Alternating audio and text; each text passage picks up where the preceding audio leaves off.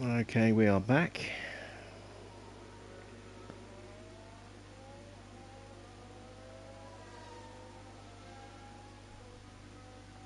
Let's see if things work out the same way. I think Verstappen's got very lucky there that he gets another bite at the cherry. And he holds at Russell on Russell's first lap as well. Welcome back, Mr. Water.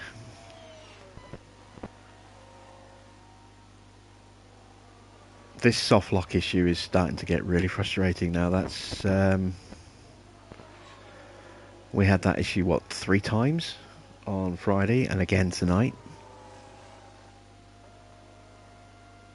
The annoying thing is, because I stream directly from the console, if I was streaming through a PC with a capture card, it wouldn't be so much of an issue. I could keep the stream going, close the game down and reload the game, all while the stream stayed up. But because I don't have the equipment to do that, and I stream directly from the console itself, when I close the game, it instantly ends the stream.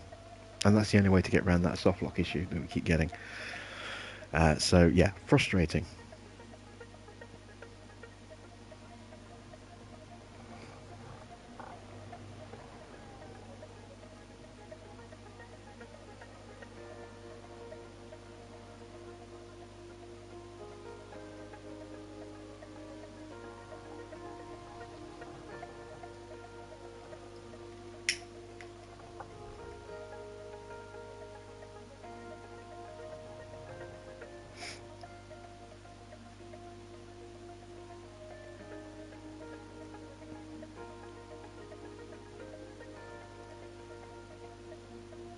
Alright, we're about ready to send our cars out. Bottas going out first again.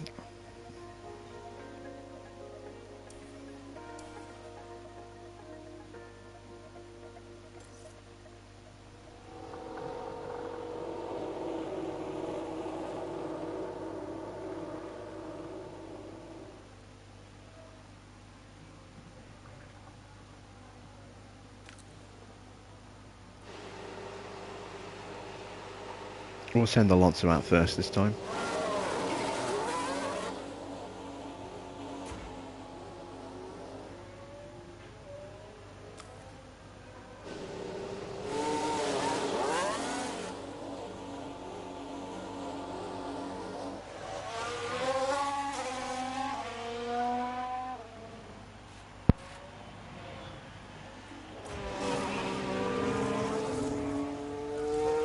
Once again, we'll follow Alonso. He is the current championship leader. Welcome back, Colin.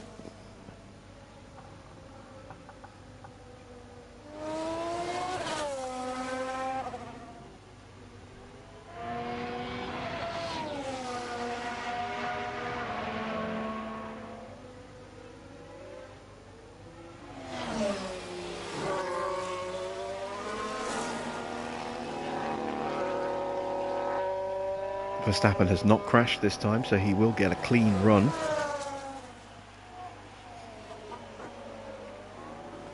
And it looks like he's right on the back of his teammate again.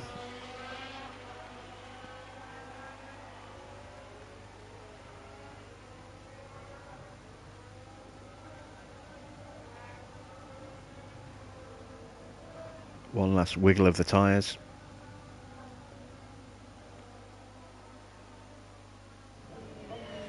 And now Alonso turns it up and starts attacking.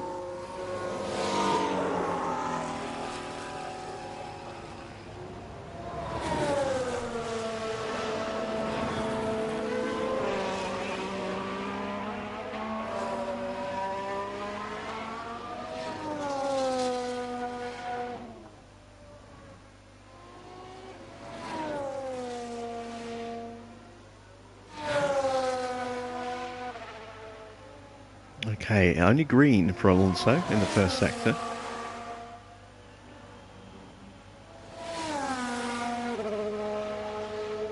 Purple for Kevin.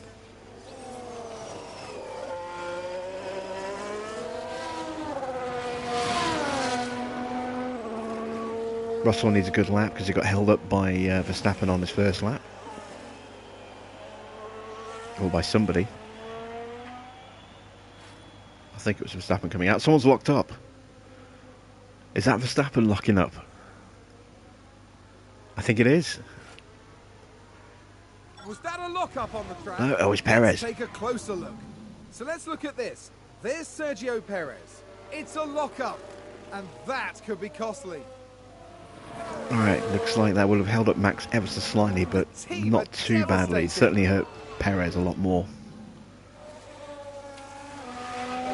Neither driver fastest in the middle sector.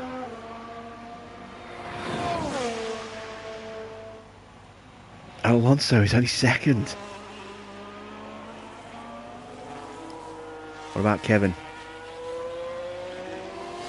Only second as well. So we've gone from a comfortable 1-2 to second and third, and that has cost us in the sponsorship because we guaranteed a 1-2, and we had a 1-2 until the game decided you didn't say the magic word, froze up on us, and then Sainz pulls out a very, very good lap. Our drivers are a bit disappointing.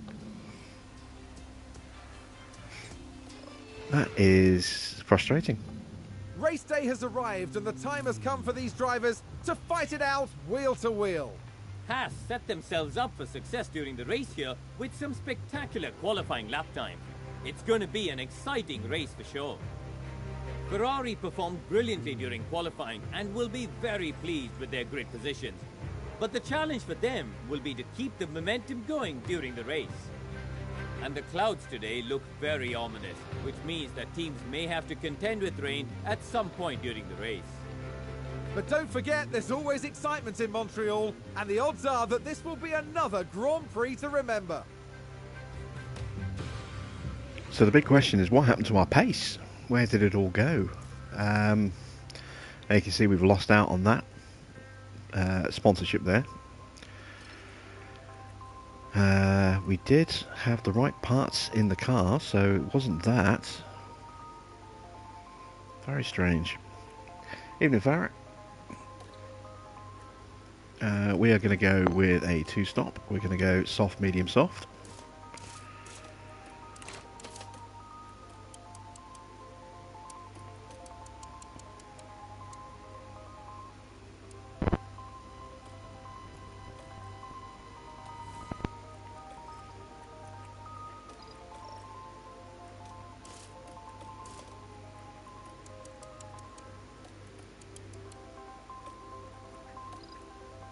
There we go. I am going to take a lap of fuel out of the car.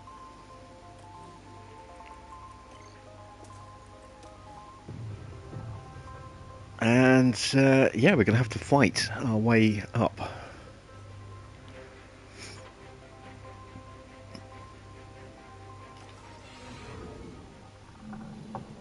The drivers have now taken position on the grid, and it's looking like a cloudy day. There we see Kevin Magnussen. They're in second place on the grid, but that could so easily change in the first few seconds of the race. And here's Alonso, the team's second driver. They're up in third position, tantalizingly close to pole. The teams are ready to go. The drivers are ready and raring to go. It's the Canadian Grand Prix. And it's lights out, and away we go. All right. So, Sainz starting on mediums, actually, from pole. Interesting.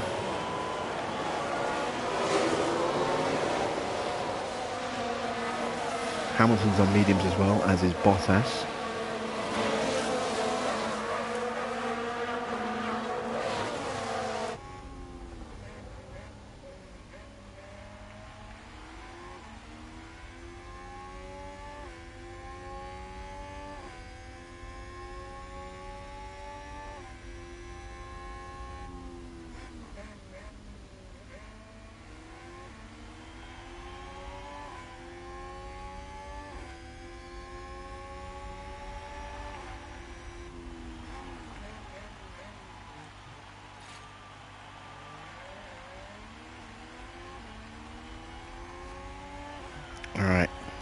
Let's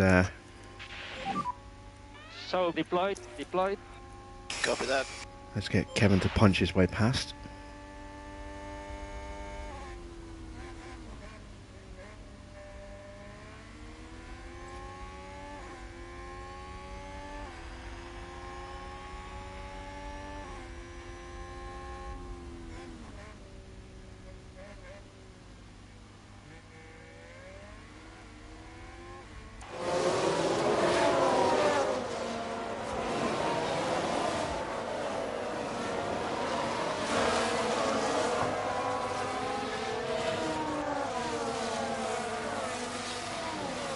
Sainz doing an excellent job here at the moment.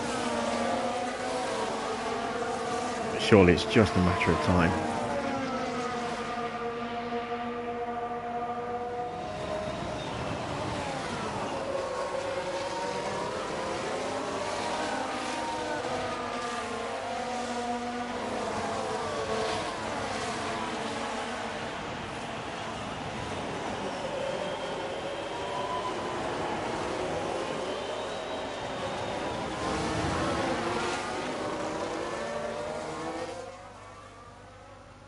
Alright, he's alongside, is he? No, Sainz blocking the move again.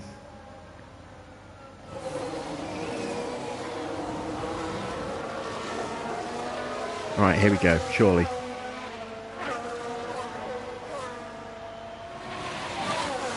DRS enabled. No!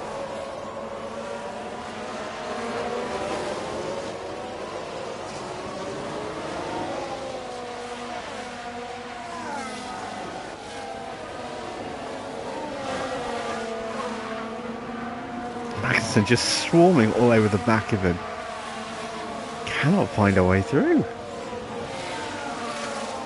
Surely now though with DRS.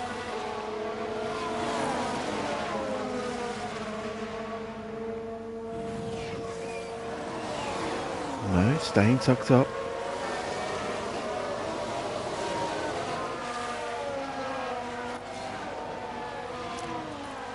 Alright, he's alongside, surely under brakes. Got it.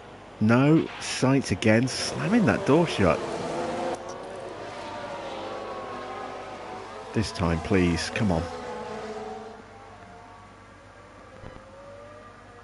Sainz goes to the inside, Magnussen goes around the outside, he's got the move done. Alonso now lining up for a move on the second part of this straight.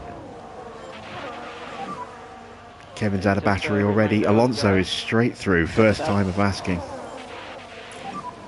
At the moment, we are the fastest car on track.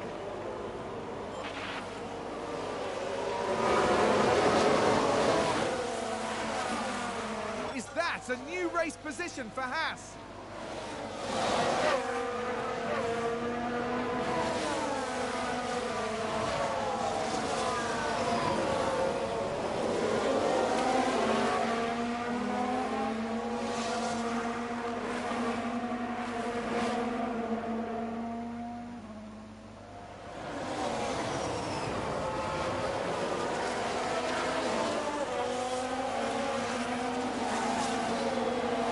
Right, we need Sainz to do more superb defensive work to hold back Leclerc here.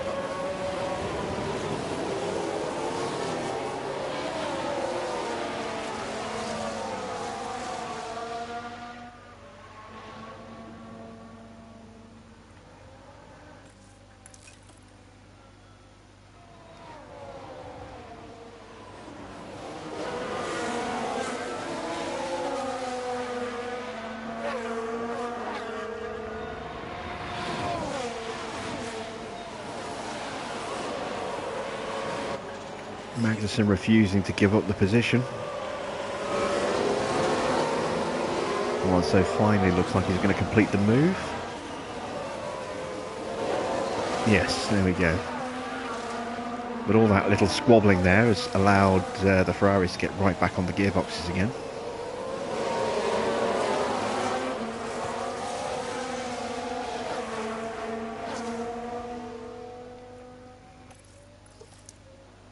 Try and get a little bit more battery back into Kevin's car. On. Charge button on. Copy.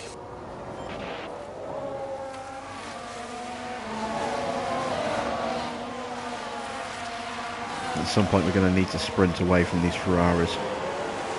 And for that they both need to have some DRS or some battery PRS.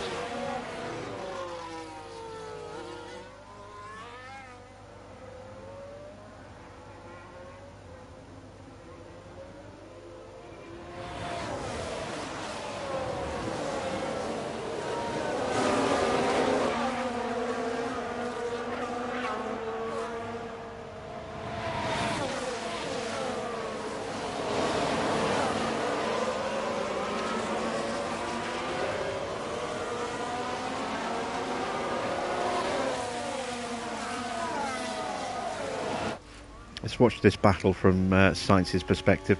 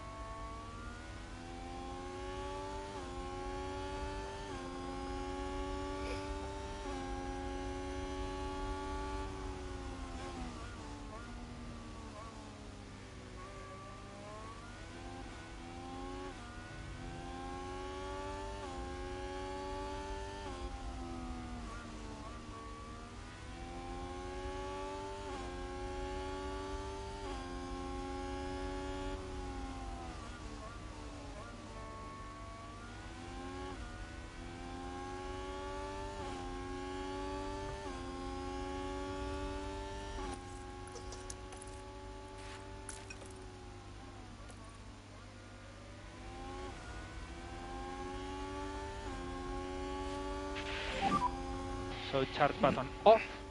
Copy.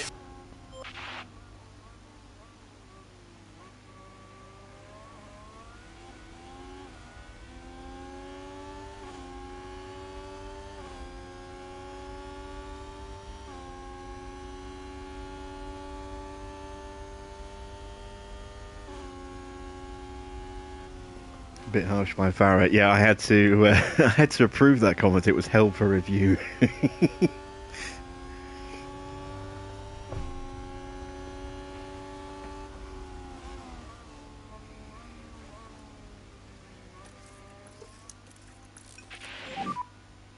And charge button on. Charge button on. Copy.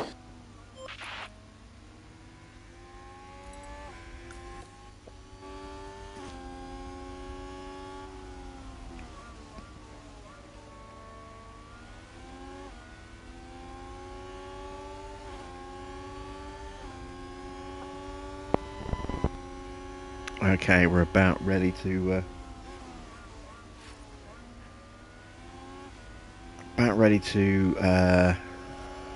get ready to sprint. Try and break away from sights.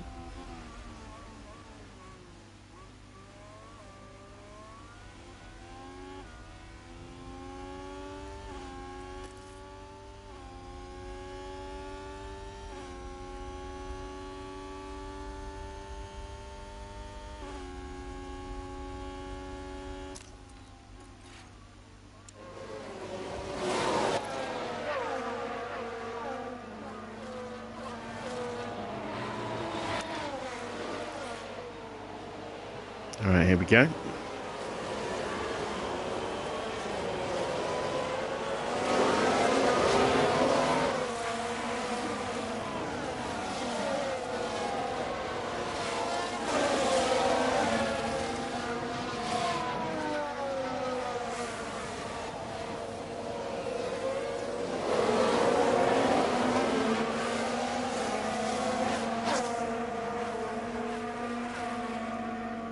Okay, we're not going fast enough yet. Need a good run through here. Not going to get it.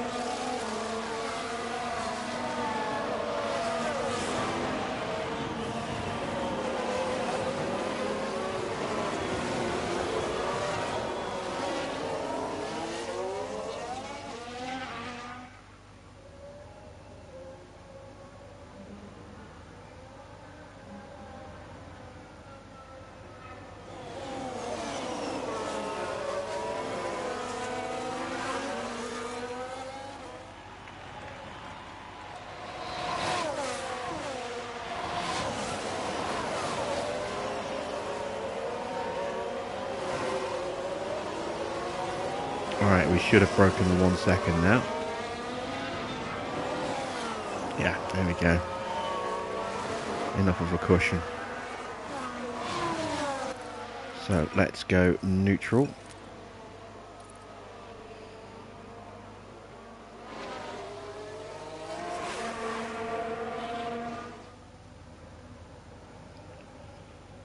Right.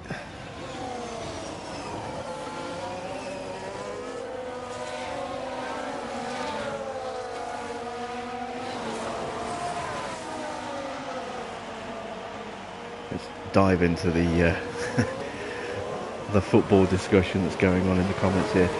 Personally, Pelé was a great player. There's no denying that. I don't know if he was the best player in the world. It was a very different time in football. The game was played at a very different pace. The reason why Brazil was so dominant at the time wasn't just down to Pelé. There were some mighty good players in that, all throughout that team. Whereas Argentina have always kind of had a couple of really good players, but never had an amazing team. They've always had a lot of good individuals that never quite seemed to gel together. So you could use that as an argument as to why Pelé won 3 World Cups against Messi only winning 1. Messi is a magician. He's a wizard. The things he could do with the football, incredible.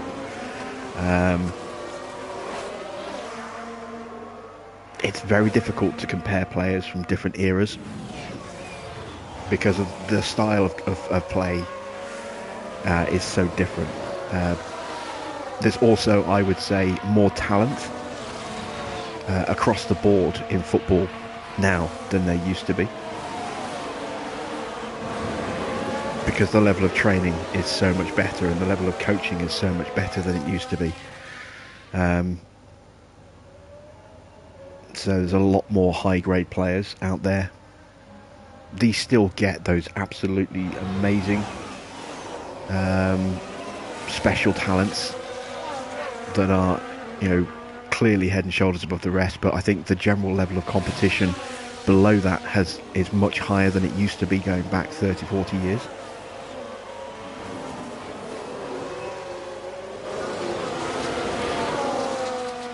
As far as the diving, everyone's guilty of diving. It's just part of the modern game, unfortunately. Spanish players are notorious for it. Brazilian players are notorious for it now. Italian players are brutal when it comes to diving. They're some of the worst of the lot.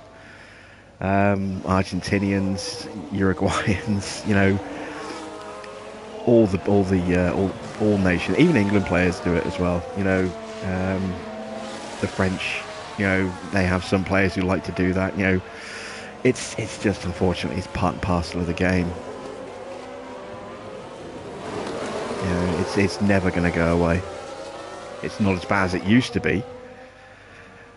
I'm looking at you, Jurgen Klinsmann, but that was the most blatant, flagrant diving that you'll ever see. But it is just, unfortunately, part and parcel of the modern game.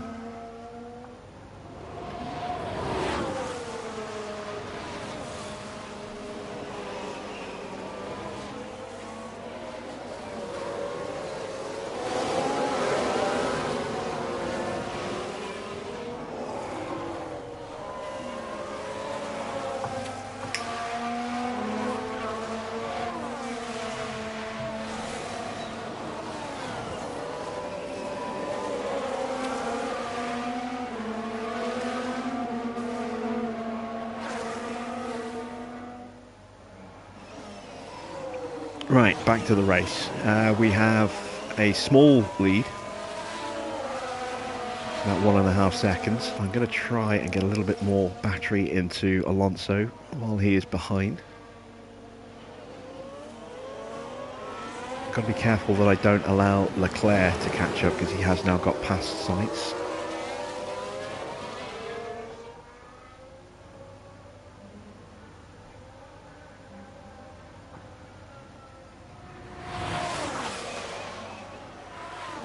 Hamilton looking good in 5th, ahead of Gasly, Perez, Russell, and then Verstappen is just outside of DRS range. In 9th, he's not having a great race.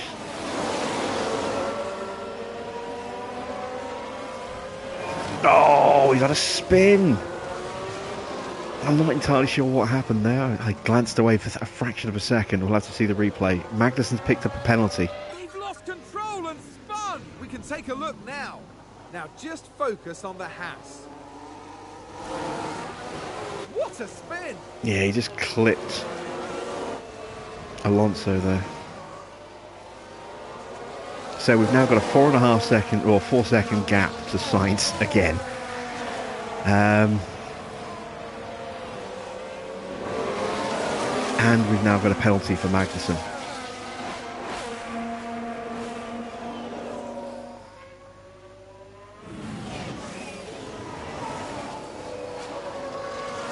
You think Grealish is worse for diving? Well, maybe he's worse for the actual act of diving itself, but in terms of the reaction to the dive, nobody's worse than Neymar.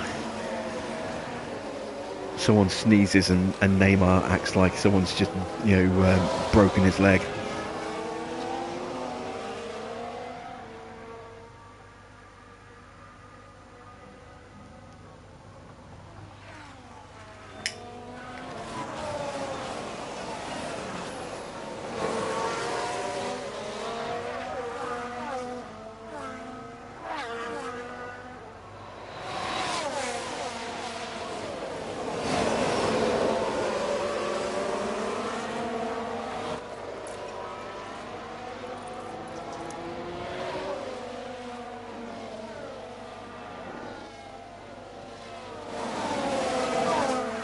Charge button on, charge button on. Copy that.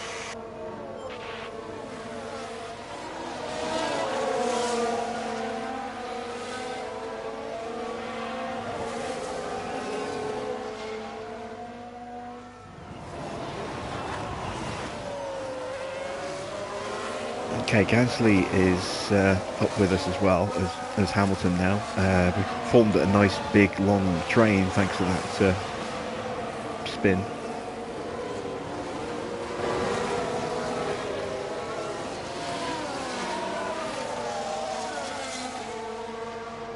We've got some ground to make up.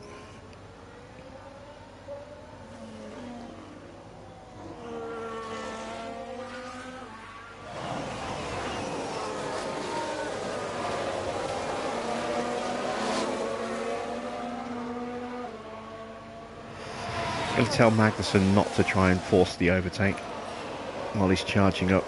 I don't want Alonso to have to go defensively because that's just going to slow him down.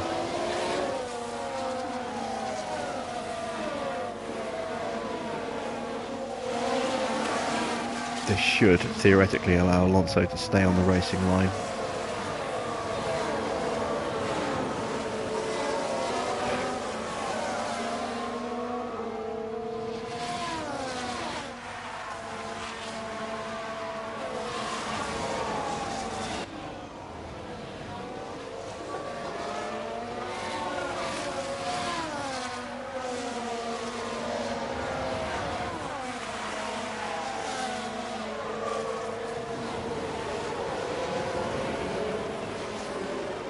Yeah, and Alonso has pulled back 0.3 of a second this lap by not having to drive defensively.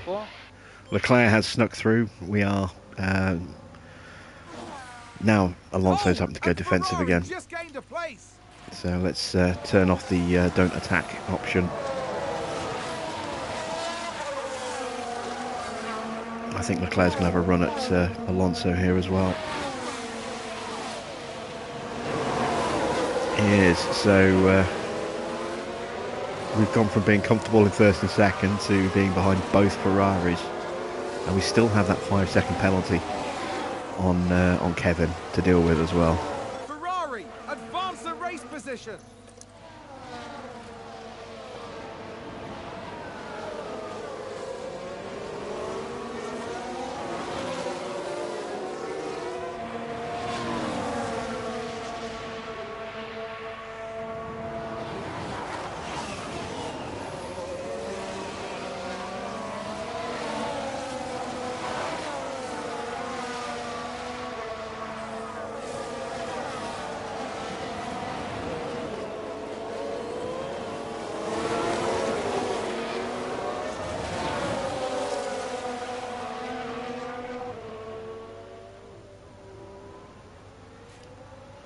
Alright, hopefully we can get both HAAS cars back ahead of Leclerc here, seeing as he did not get DRS.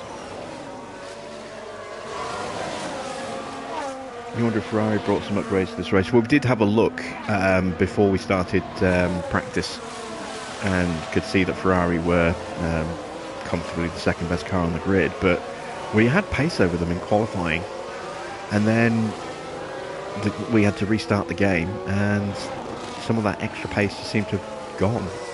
You know, we went from being 2 tenths up in quali to 2 tenths down. We're pretty evenly matched on pace.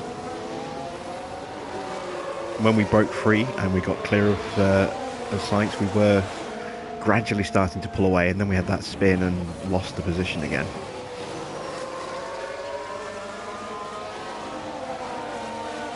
So yeah, Ferrari will have brought an upgrade by now. If they didn't bring it for this race, they brought it for the last one. I think they must have brought it between Baku and here.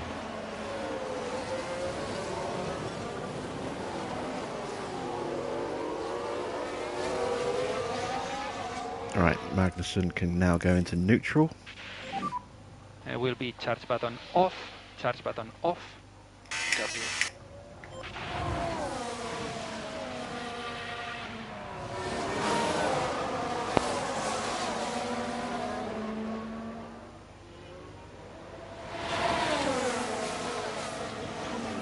Oh wow, look at that, the Ferrari just in the middle of a HAAS sandwich there. It's Alonso who loses out in that attempt. Magnussen swoops through into second. That was a great little move, but Yes, you are doing a good job. that could have Keep doing the same. been bad. That could have been very bad.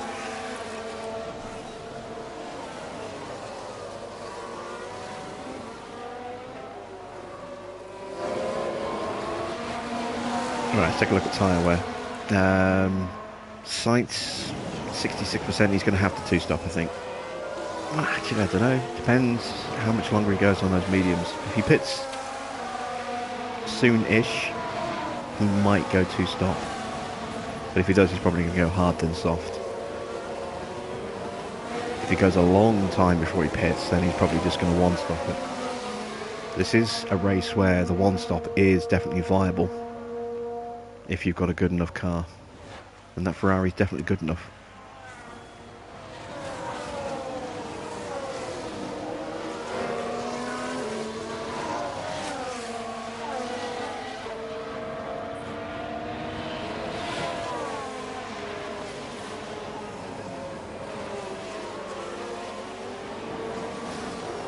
As we approach the pit window. Advance the race position.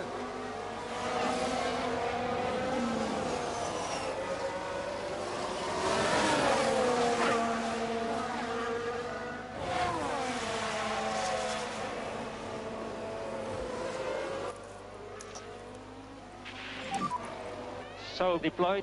I'm going to get Kevin to really start pushing hard, because he's going to have to wait for 5 seconds on his pit stop, so he's going to have time to make up. Good job.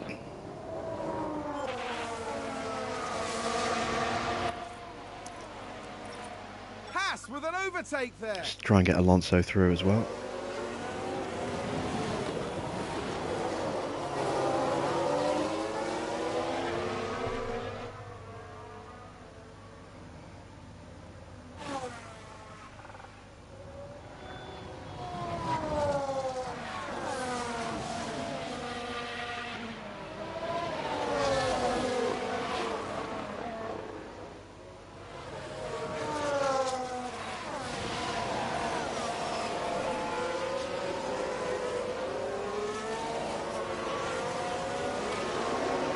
I saw a lock-up for Alonso in the background there. That's a new race position for Haas. Let's take a look at the replay. Now watch this. Here's Alonso. It was into turn 2. I thought I saw a little puff of smoke.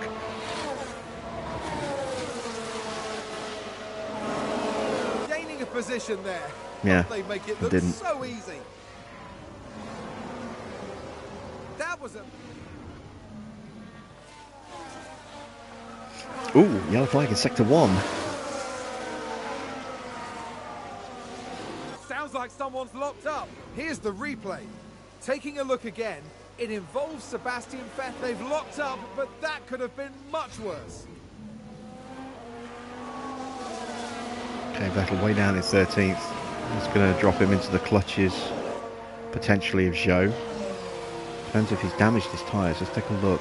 No, tyres look okay.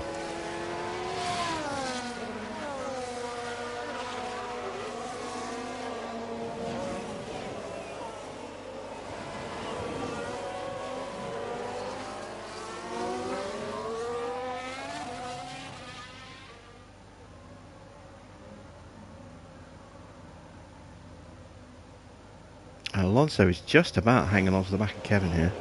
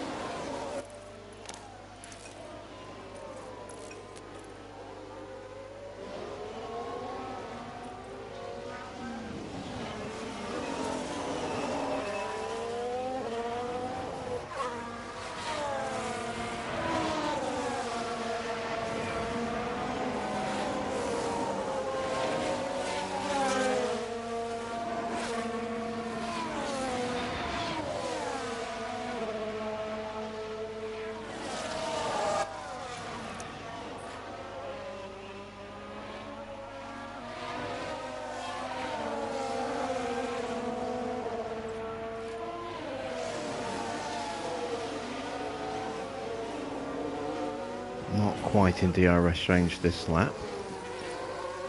The yellow flag in sector 3. Oh, Leclerc's had an off. Did he hit the wall or did he just run wide? We've had a crash. Let's see what happened there. Okay, here's the Ferrari.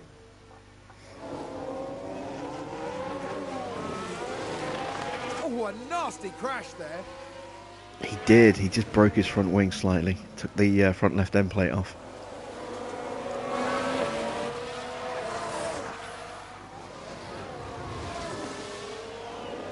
And he pits.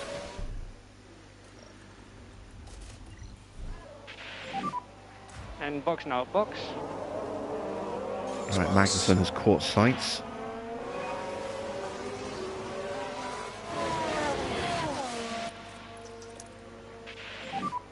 And charge button on, charge button on. Copy. So that takes Leclerc out of contention.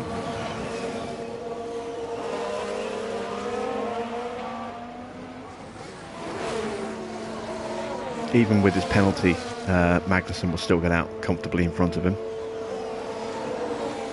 We'd built up a nice 4-second cushion, 3-4 second cushion before that lock-up, and then that dropped him down multiple places, and then he was slow into the pits, and then a front wing change. So yeah, Leclerc is not going to be a factor for a while, if at all, for the rest of the race, at least as far as we go.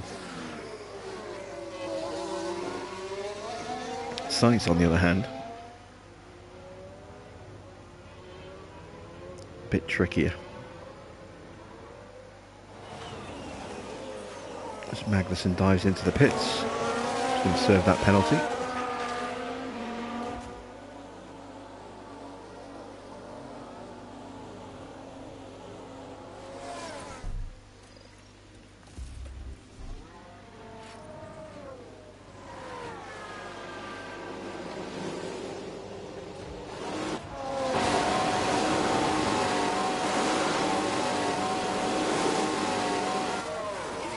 Second stop, not great. We don't have a particularly good pit crew. At least we're going to get out ahead of the Astons. And we're out right behind Vettel. We should slow down. Copy that.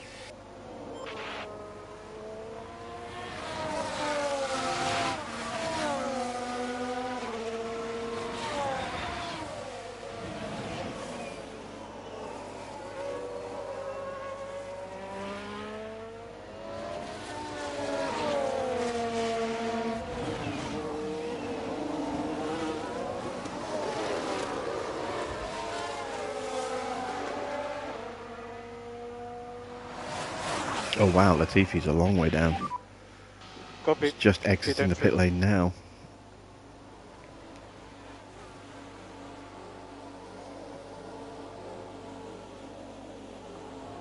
Alright, we should start to see other soft drivers pitting soon. You can actually see a few mechanics coming out into the pit lane.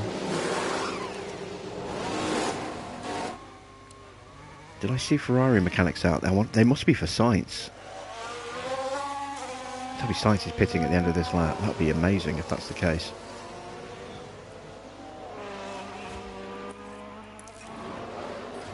Right, there's Kevin. He's past Vettel now. 5 seconds off his teammate, which is 5 seconds for the penalty. That makes sense.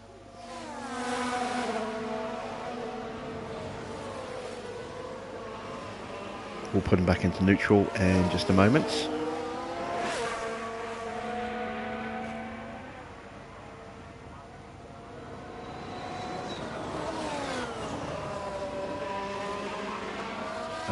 Ooh, lock-up, is that? The yellow flag, it's up in front of us at the hairpin. It's Verstappen, I think. It is, it's a safety car on the timing for that. Look, there's a very, very wrecked Mercedes of George Russell there. Oh, that's a big crash. It was Norris who started that. 4 cars involved. It's a crash, and it's more than one car. We can take a look now. Now just take a look at the McLaren. Norris takes out Russell and both of the Red Bulls there. Wow. What a lucky break for Leclerc. And, you know, a lucky break for Sainz as well. He gets to pit and stay in the lead. This might really hurt Magnussen. Can he get out ahead of Hamilton and Gasly? I don't think he can, not both of them. He can't get out ahead of either of them, so he's back up to 5th, but he's behind Gasly and Hamilton here.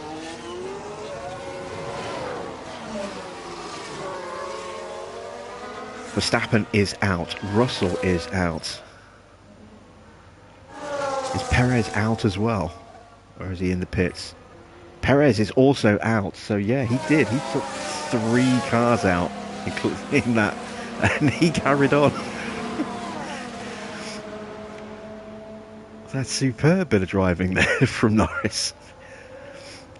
So Perez hit, Norris hit Perez, who hit Russell, who hit Verstappen. The 2 Red Bulls are both out. Norris has served his penalty already. Perez and Russell will both have a 5-second penalty, which can't be applied in this race, which means they will both have 3 place penalties in qualifying for the next Grand Prix at Silverstone.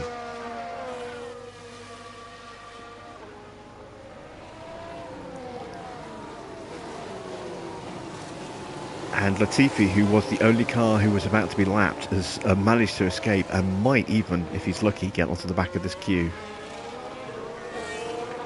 Depends, if the safety car stays out one more lap, he might just make it.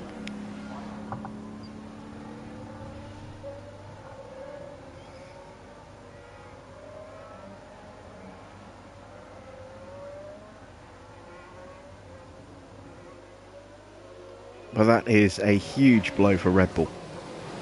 0 points from this Grand Prix. That's a huge relief for Ferrari. It's kept Sainz in the lead. It's brought Leclerc back into play. a lot quicker than it would have, would have been if he'd had to fight his way through the field. It hurts Mercedes as well, with Russell having been taken out. Although Hamilton has come out of that pretty nice in third place. Is that the crash? The worst one I've seen in the game?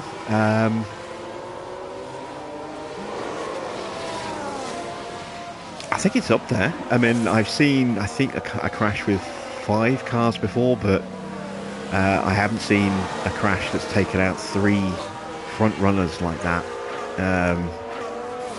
in a 4-car crash before. I've seen, like 4-car crashes a lot, but never taking 3 of them out of the Grand Prix.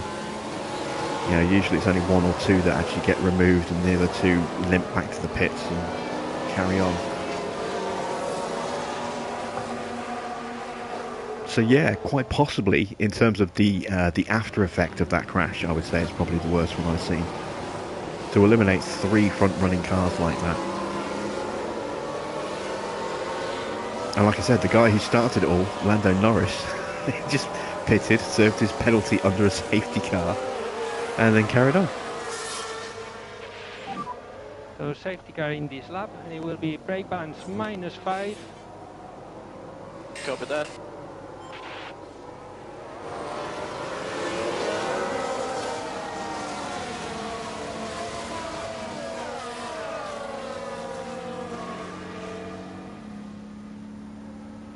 I'm really looking forward to next year's iteration of this game. If Leclerc crashes, you just hear this "Ah!" over the radio.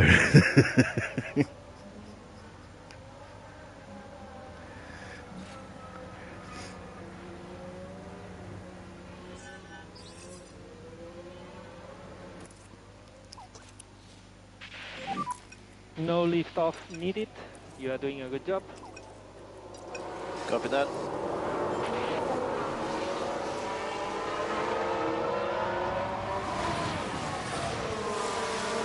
Alright, so Kevin going to go on the attack.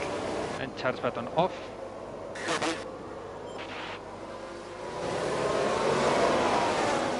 Because there are a couple of ones like when Sainz has a crash, you just hear this over the radio. Heavy breathing.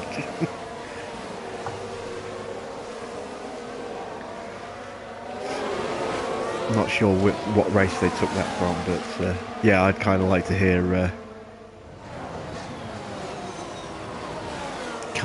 some additional commentary added in from drivers and engineers.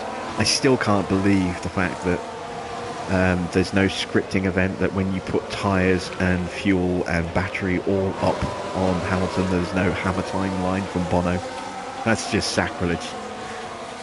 It's one of the most famous lines in Formula One. And it's not in the game.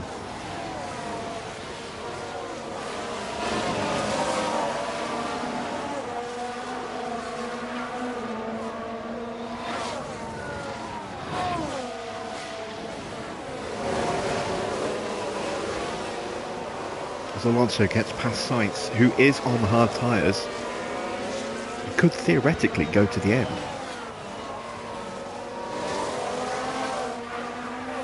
Would be amazing if you make your own team that start in F2. I think F2 is a bit of a stretch. I mean, F2 isn't even really modelled in this game, as seen by the fact that one rookie driver can go through 4 different F1 teams in a single season, F2 teams in a single season. It's just there in the background as a way to have young drivers in the game. But yeah, I would love to be able to introduce a brand new team, an 11th team, onto the grid.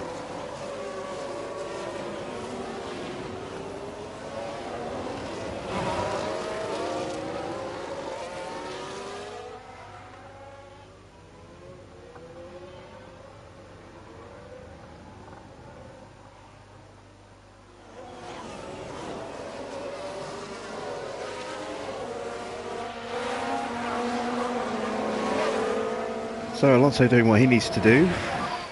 DRS enabled. Magnussen having a look at the inside of Gasly. Into turn 2. Has got him. Hamilton up next. P4. P4. Good job.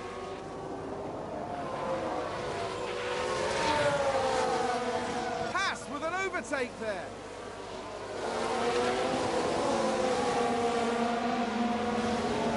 We still have the best car on the grid. We still have the ability to win every race as things currently stand. But we do have to work a little bit harder for them now. You know, some of the top teams are definitely bringing upgrades to the car. And the massive advantage we had at the start of the season is definitely going away. Which is good. We didn't want the entire season to be a complete cakewalk, but there will be some races where we will absolutely dominate still.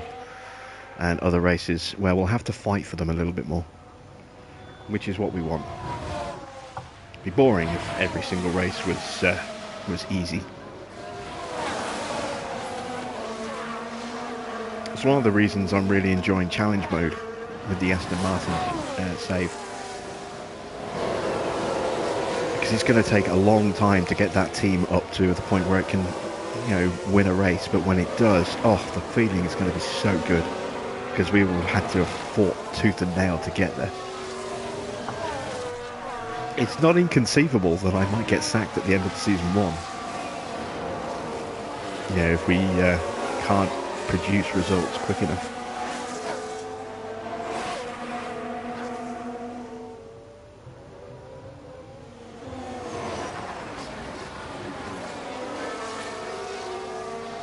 Right, what is the rest of the field doing on tyres? Oh, everyone else is on hards.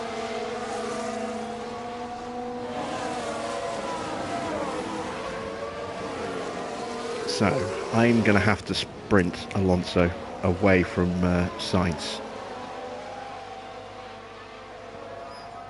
And I'm going to have to sprint Alonso, Magnussen past Hamilton onto the back of Sainz ASAP.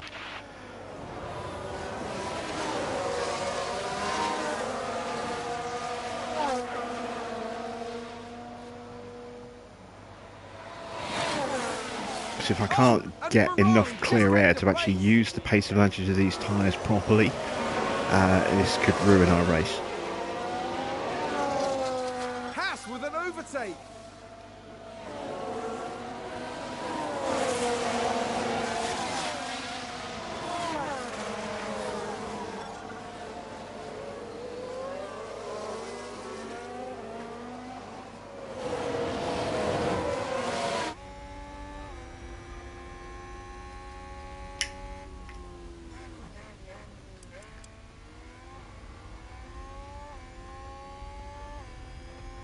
I do like a good front wing cam every now and again.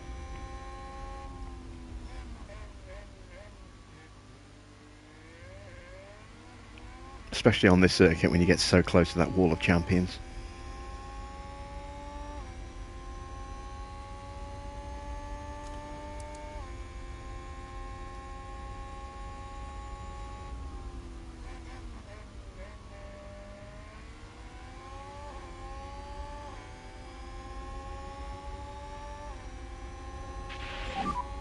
At the moment, we are the fastest car on track.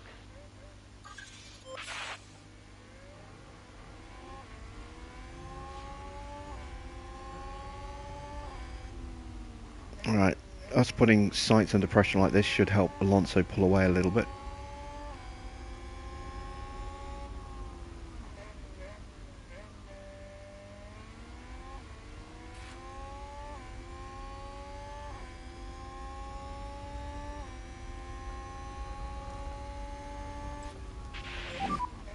You are doing a good job. Is that a new race position for HAAS?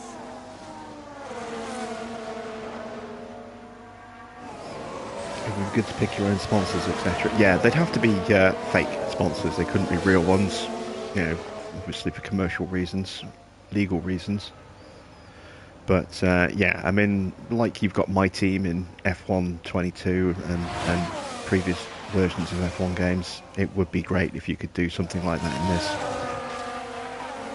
I think a lot of people would like to be able to create, you know, teams like Porsche you know, or And just maybe a bring reminder on Andretti in, garage. or recreate some of the old teams from the past. Bring back Jordan as a team, for example, or Ligier, etc., etc. You know, Lotus, or even just create their own team like JBPG Racing, for example. You know, the options are there. I mean, obviously on PC, you know, they can just mod in custom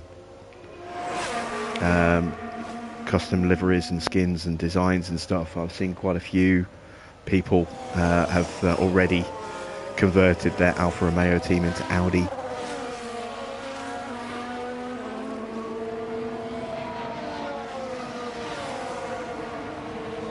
Obviously there's some classic mods like the 1991 mod, which allows drivers to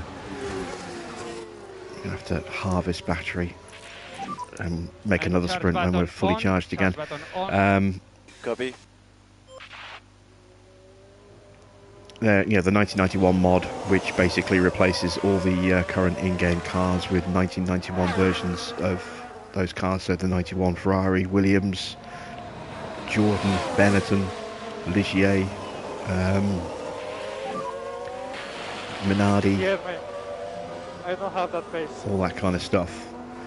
And the drivers as well, so Senna, Prost, Mansell, Patrese, Ferrari etc., advance the etc. race position.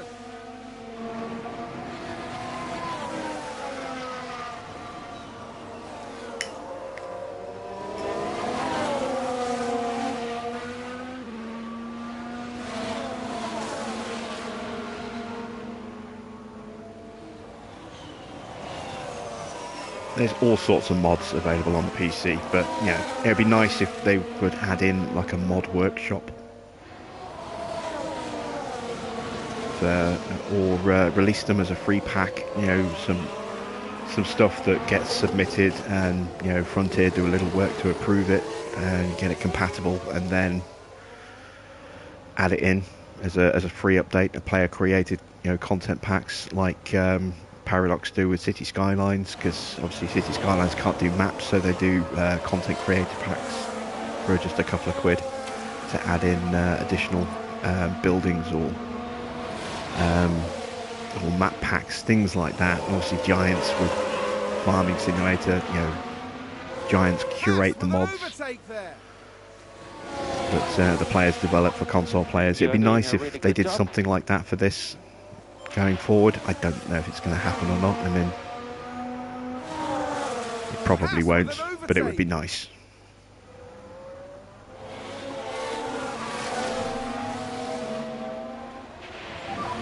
Continue, keep going.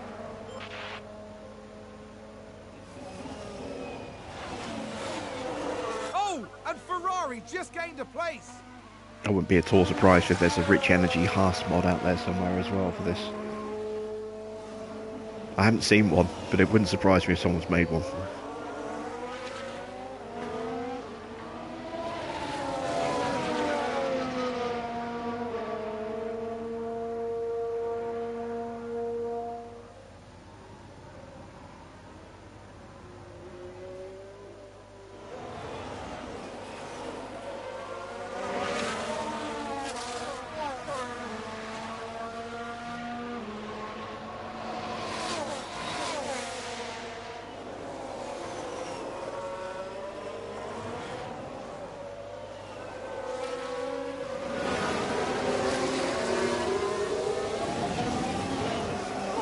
Alright, we're getting ready to sprint again.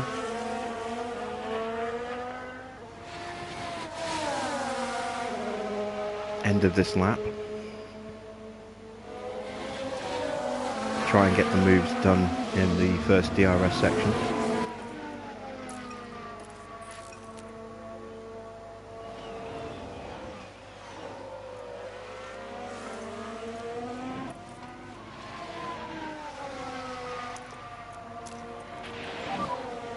So deployed. Copy that.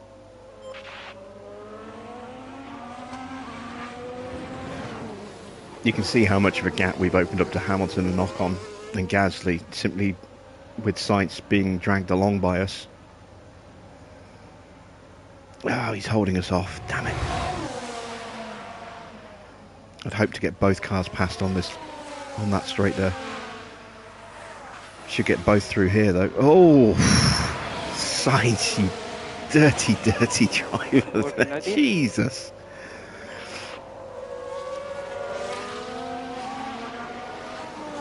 Is that a new race position? Got to see that swipe across there. Watch this. On the HAAS. Alonso just about to follow him through and then woof, straight across. That was ruthless. And there they go, moving up a position in the pack. I think it's safe to say that went...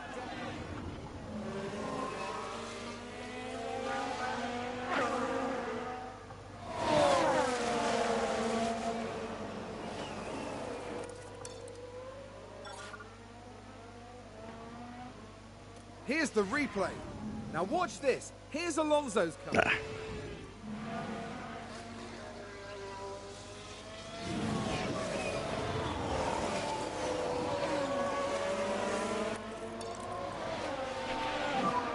So we Got to really push this time because we haven't got a massive amount of battery.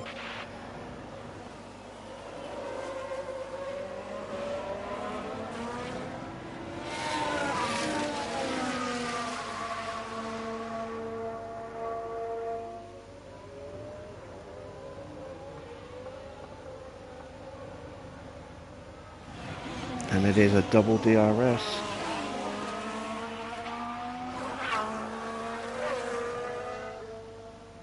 Can we just about do it? Just about. We should get that extra little bit back before the next DRS zone. I'll drain the batteries to make sure. Yeah, there we go. Right, neutral on tyres and battery. There we go. Right, we've broken away from sights. So Magnussen is going to go into harvest. And we need charge button on, charge button on. Copy that. Oh, for God's sake, Magnussen. That's twice now.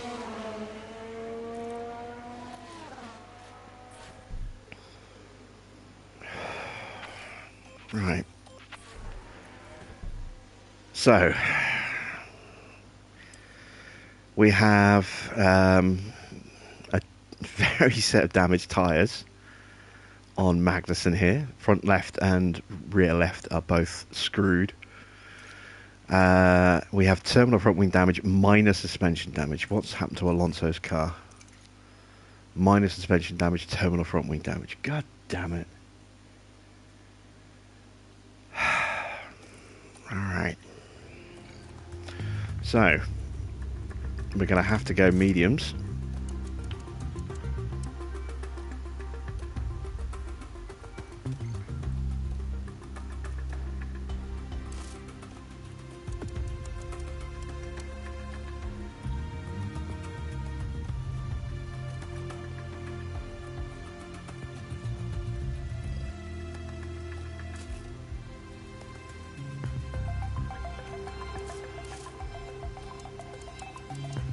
I don't know why it's showing me with no mediums available there, because I have got another set.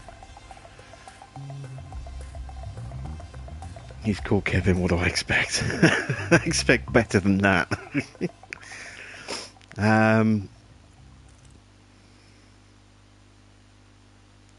Right.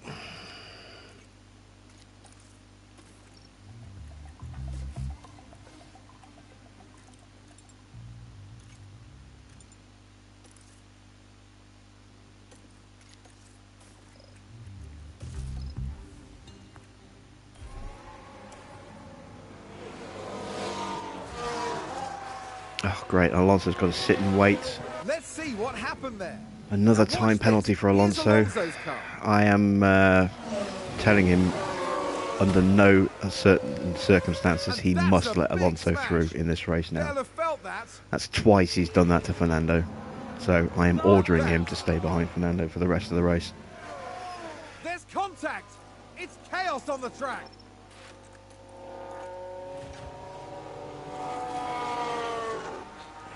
Where is Fernando? He's down in 11th place. to let all that traffic through.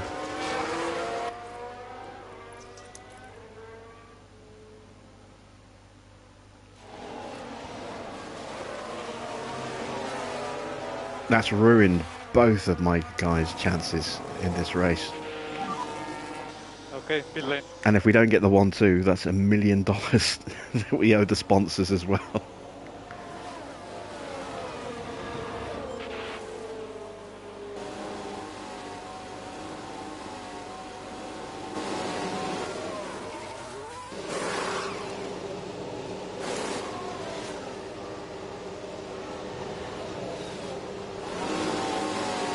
Ugh.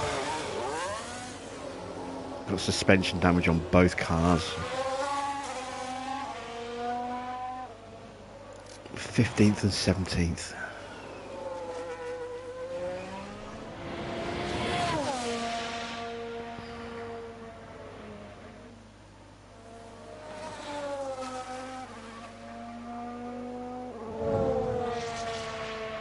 Right, Magnussen's only saving grace at the moment is that he is currently 10 seconds ahead of, of his teammate, with Latifi between the two of them. But if we get a safety car, Magnussen is being pulled over. I can't tell Magnussen to slow down and let Alonso through because he's down in 15th. He needs to work his way back up the grid. But yeah, if they get close to each other, Alonso's going through. I wish you could find drivers in this.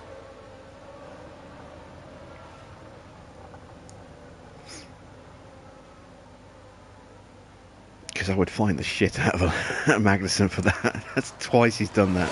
2 individual penalties. Both times he hit his own teammate. And he's trashed 2 suspensions and 2 front wings in the process.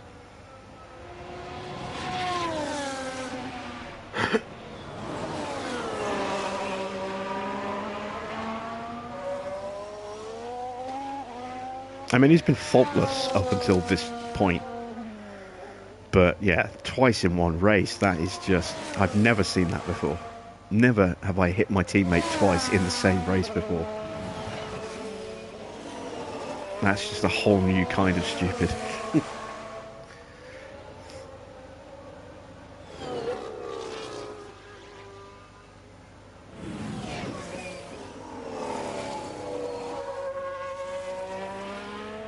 Now I need another safety car, and I need Sights and the rest of the hard runners to stay on just hards so that I can pit onto softs and push in the closing stages of the race.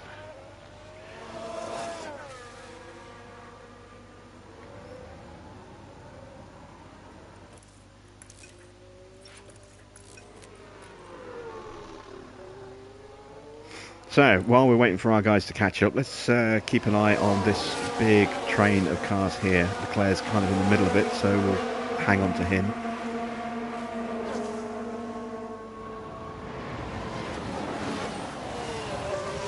Norris, who took out 3 cars, is now in the point.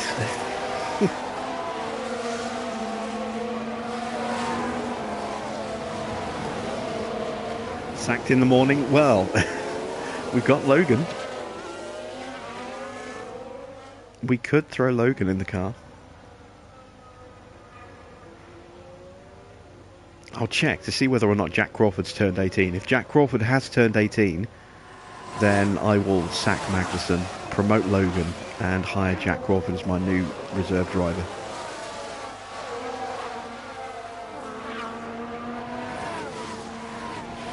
Championship chances for Magnussen be damned.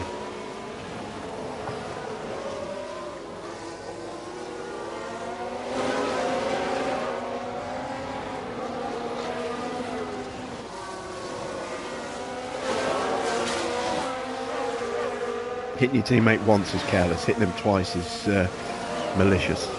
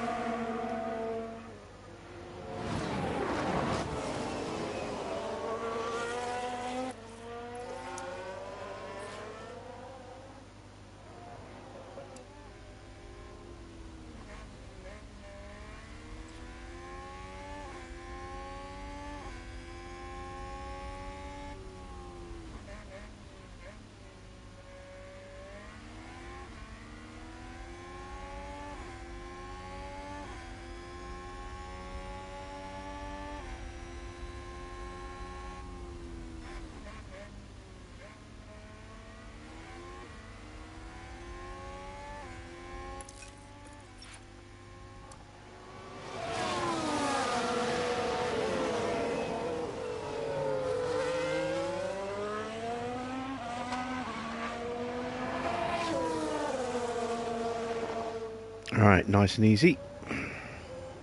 I hope. Yep, there we go. Swoop on through. Get DRS on the second half of the straight as well. And that's Alonso back up to 16th.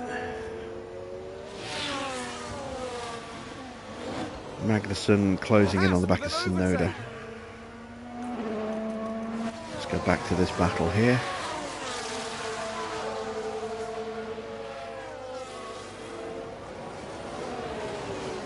Vettel's fought his way back up. And that safety car was kind to him as well. He had that big lock-up earlier, remember?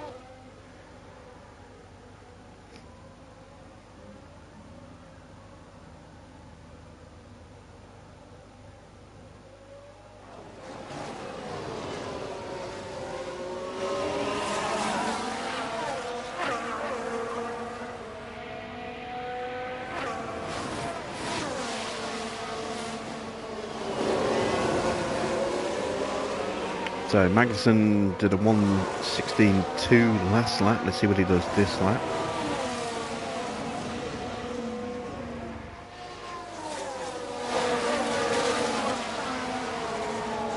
A 1:16.2. Let's see what Alonso does for his first lap in clear air. Now that he's passed Latifi. A 1:16.1. So he's faster. Not by much, but he is a little bit faster. And importantly, we are faster than everybody else on the grid, even if they're using DRS. Ocon with a 1:16.8 with a DRS overtake. Still slower than both of our cars. That's encouraging.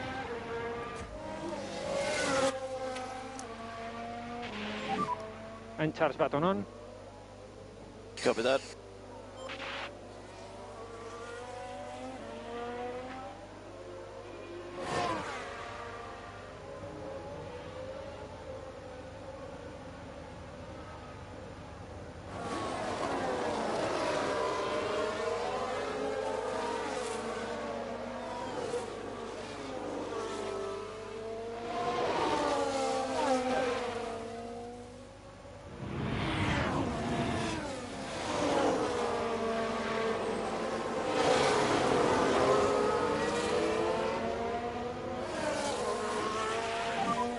And you are doing a good job working like this. Alright, so another couple of corners and then Magnussen can turn his battery off, charge for the final time. He will be fully charged, which is good because that's a big group of cars in front and I want to try and scythe through that as quickly as possible. And we're going to need battery to do that.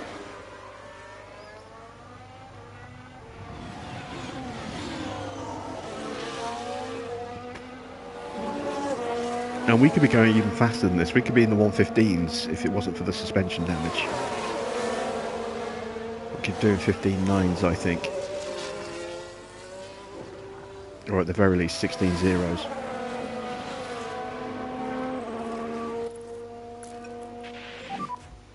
Charge button off. Copy that.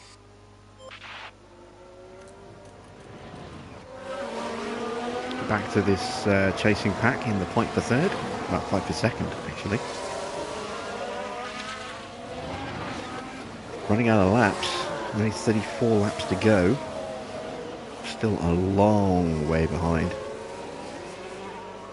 We either need pit stops or a safety car to help us out. We've got enough tyres to make it to the end of the Grand Prix, but they're not going to be fast, which means we're going to struggle for pace against the cars that do pit. So ideally, we're going to need another safety car. Otherwise, any chance of a 1-2 is just not on at all.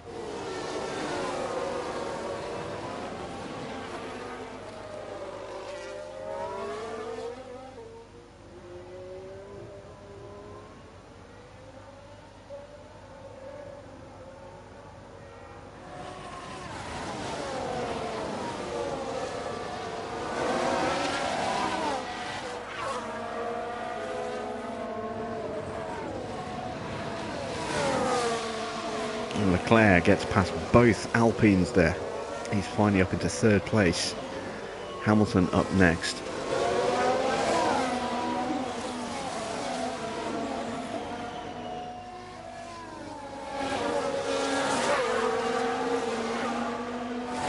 (16.1) for Alonso last lap, 16.1 for Kevin this lap, and Alonso does a 16.2.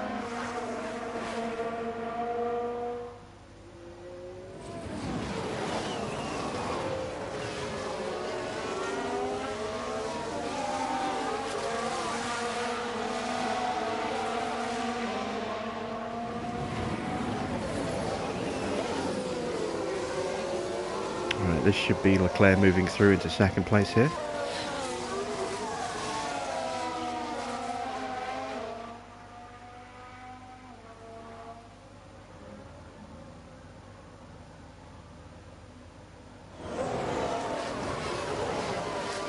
And there he goes, nice and comfortably through, and he's going to be quick this lap. He's going to be very quick. 15.9, yeah. Right. Magnussen is finally catching up to the back of this group here.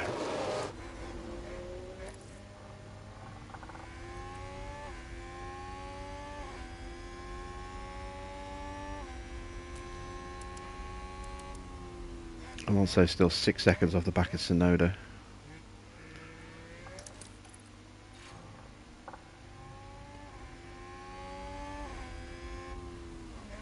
Evening, Anthony. You've missed all the drama, as always.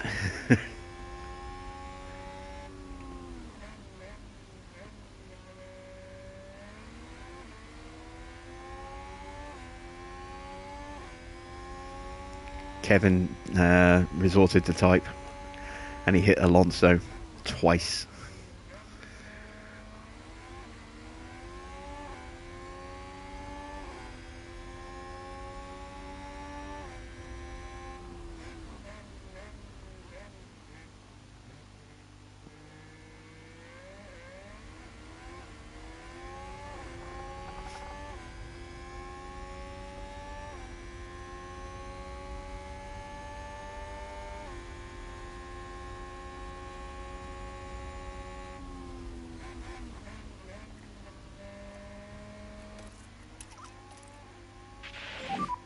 No lift off needed. You are doing a good job. Copy that. Okay, that's Schumacher. Up next is So you are doing a good job. Stroll and Norris, who took out Verstappen, Russell and Perez. Is that a new race position? Am I sacking off Kevin then? Possibly. Because not only has he cost me 2 front wings, 2 suspensions, he's also cost me $1 million in sponsorship payouts as well, or sponsorship penalties that I'm going to have to pay out because I predicted a 1-2 finish on a streak for 5 races. This was the very first race, and we were leading, and Magnussen spun into the side of Alonso at low speed, didn't damage anyone, but picked up a 5-second penalty, dropped us back about 4 or 5 seconds off the lead, fought our way back up, and then took out Alonso in much more spectacular style, completely obliterated his front wing, Alonso's front wing, and has damaged both cars' suspensions as well. And that dropped Alonso all the way back to 17th and Magnussen to 15th. So, yeah, probably going to get sacked. It's just a question of when.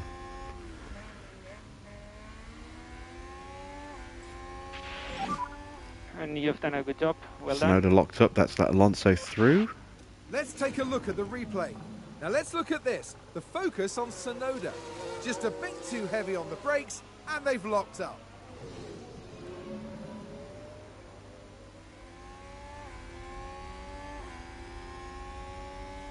HAAS with an overtake. Lift off needed. Got it. And you are doing a good job.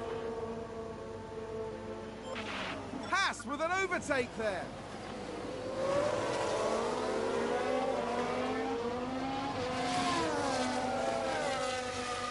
Might still get a podium. I don't know. Honestly, I don't know. There's less than 20 laps to go. There's still a big gap to close to Leclerc, who's mighty fast now that he's got back in. Because Leclerc had a lock-up and he dropped all the way down. He's just fought his way back up to second. He's very fast.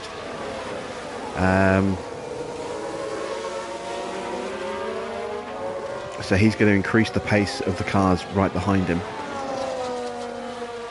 It's going to make it harder for me to hunt those guys down. Plus they're all on hards, so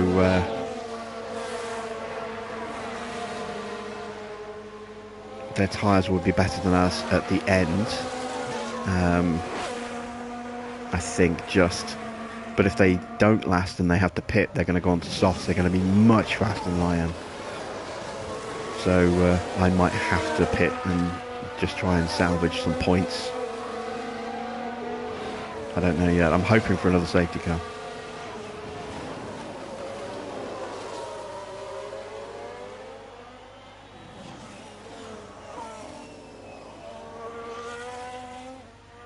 Alright, I've broken away from Norris now. Actually no, Norris has still got DRS, so I haven't quite broken away from him yet. There is Alonso in the background. I need to break away from these guys quickly to give Alonso the best chance of catching up to them.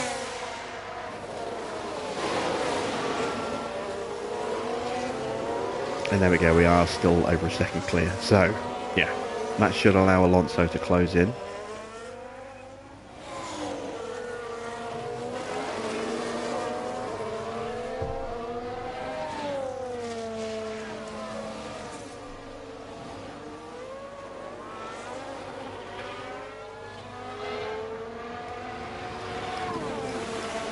Still lapping around 0.7 of a second faster than the cars in front,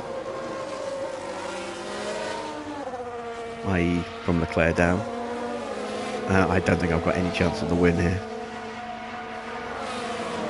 Sainz is just driving too well.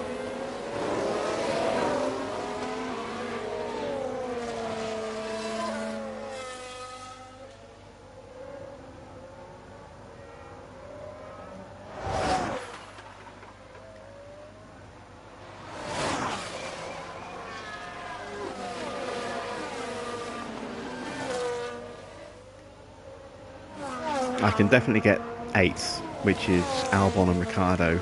Maybe, if I'm lucky, I can get onto the back of the cars in front, but let's have a look. The gap is 11 seconds between Vettel, 10.5 seconds between Vettel and Albon.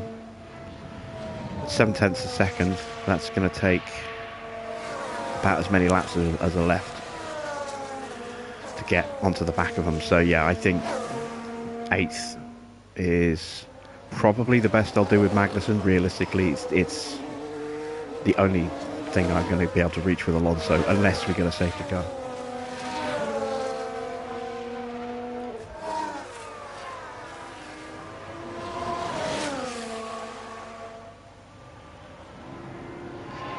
So a very expensive race, because I might have to emergency or at least rush manufacture new parts. I think there's a 2-week gap to Silverstone, which is the next Grand Prix. If it's a 2-week gap, then I can manufacture those parts normally. Oh, they're pitting.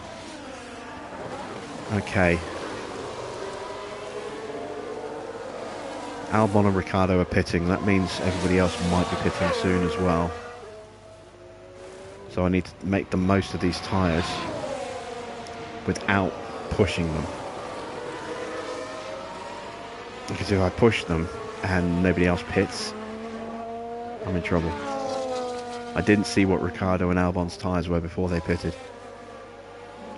I didn't look because I wasn't expecting them to pit. They're going to be very fast on those softs.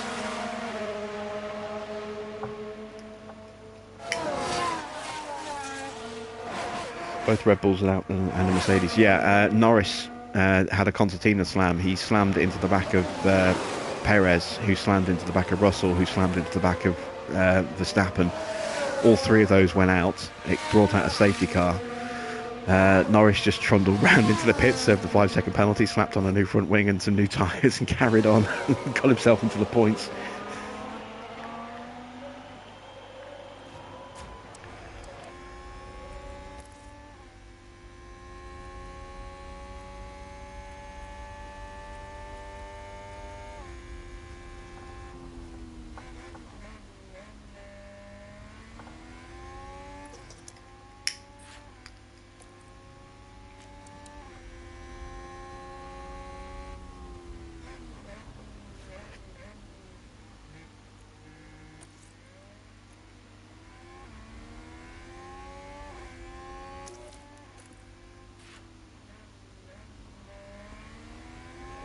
Right, Magnussen got through these guys pretty quickly. I need to do the same with Alonso here.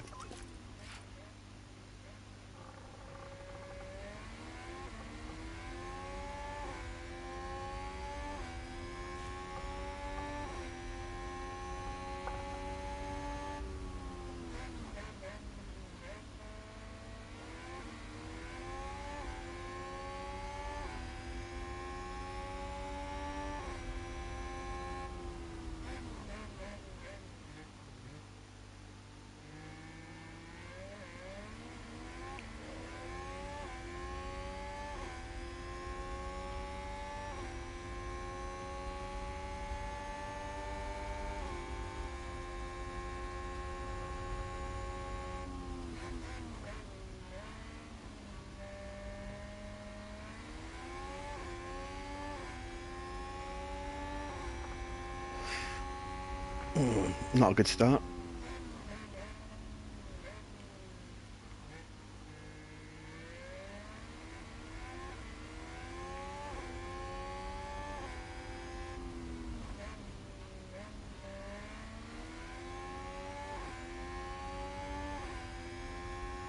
Go on, dive to the inside.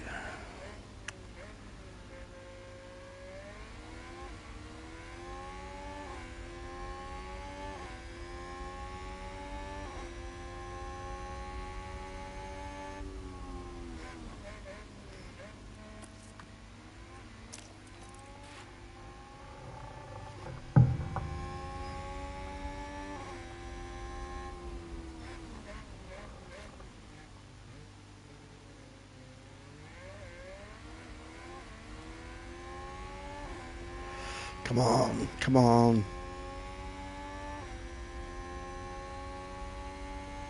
Alright, that should be Schumacher under braking.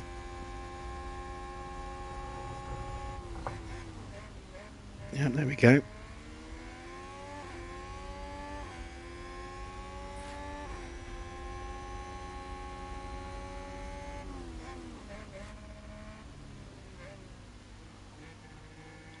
Up the inside of Stroll. Oh, not quite.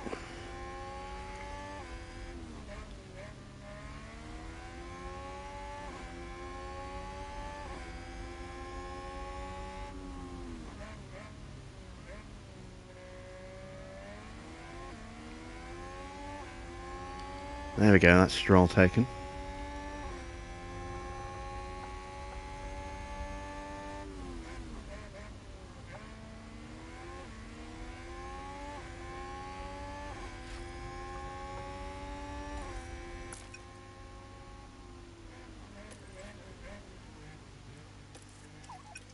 HAAS with an overtake there.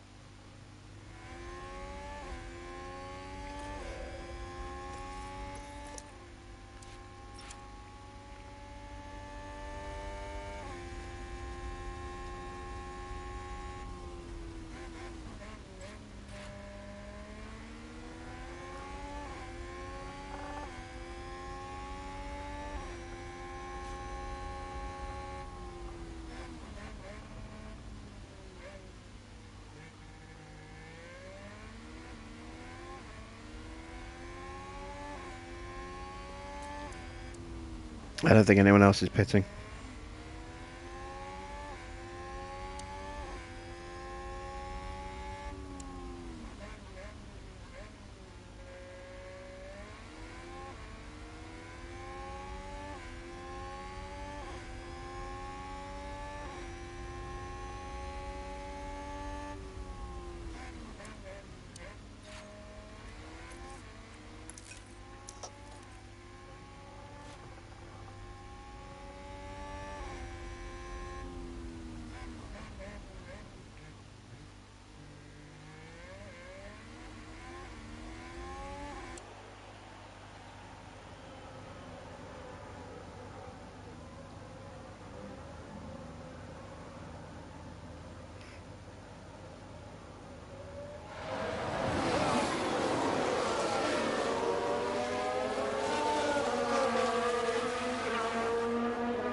Oh, what a move from Alonso, squeezing down the inside. Can he get the other? Can he get Zhou into braking?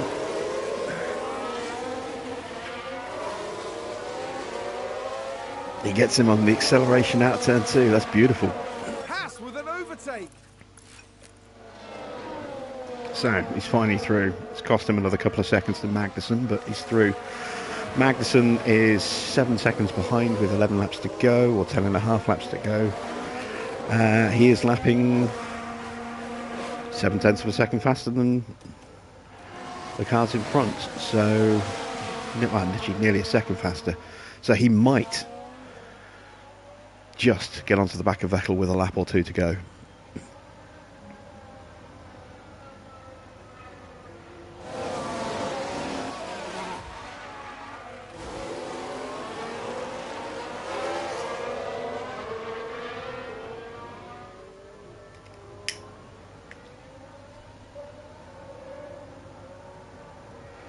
At least I managed to get Alonso into the points. Even if it is only 1 point. 2 points.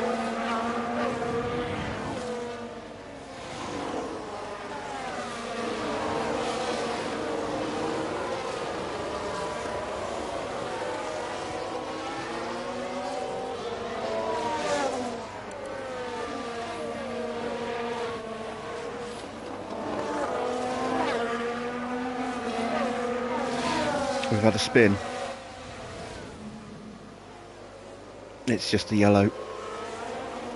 It's Oh, we've had a spin. We can take a look now. Now let's watch this. The Alfa Romeo involved in this one. And that spin is undoubtedly going to cost them time. Okay, so that gives Magnussen a chance of another set of points. One less car to pick off.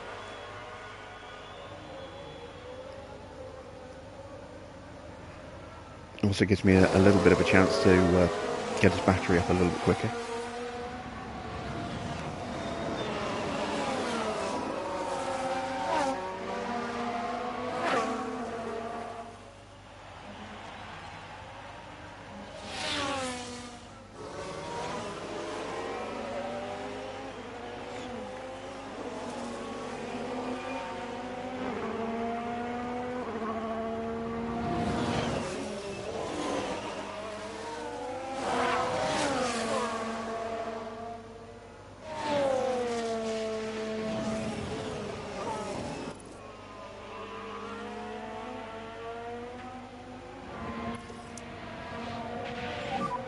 And charge button on, charge button on. Copy that.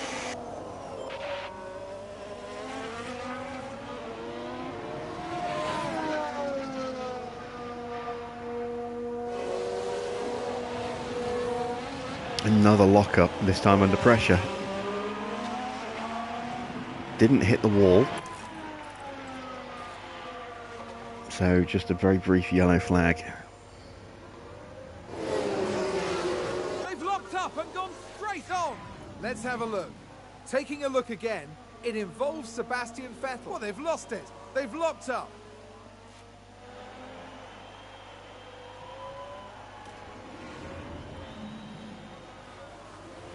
So Magnussen up into 7th comfortably. Alonso And will be charge button off. 10 seconds off the back. Might, well, should get Vettel.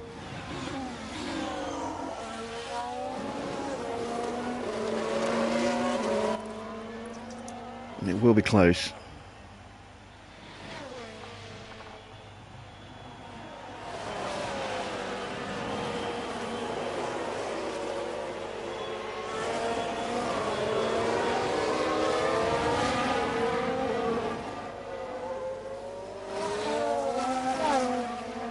My tyre advantage is going to start disappearing pretty quickly though.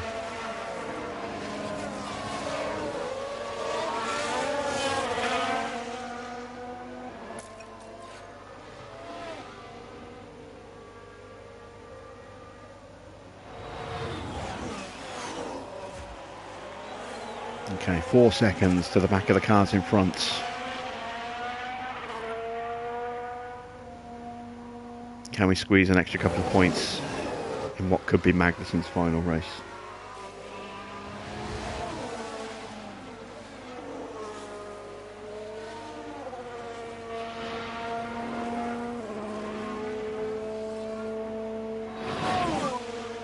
And 7 laps to go.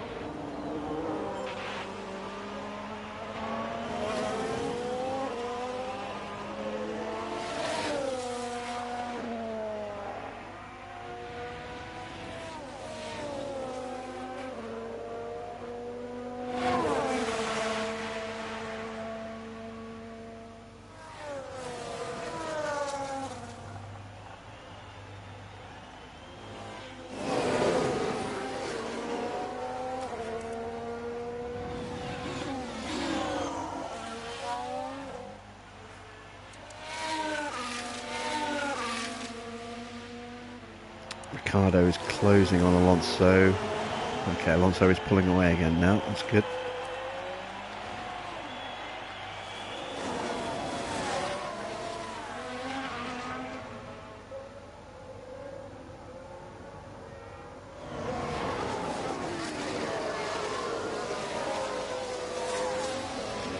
I'm going to promote Logan.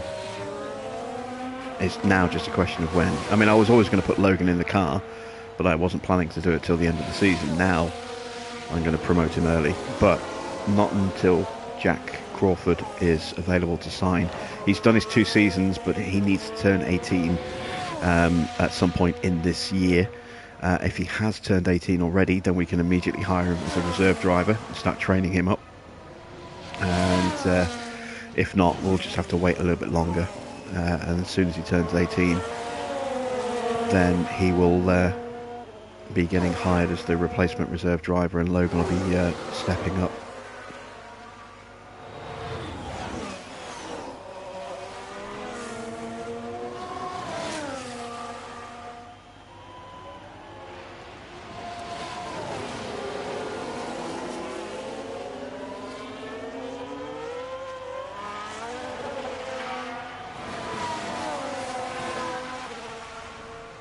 Ricardo with a 16.1.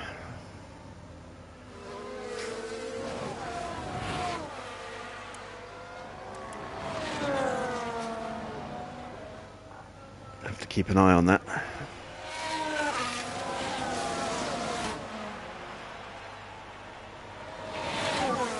And 5 laps to go.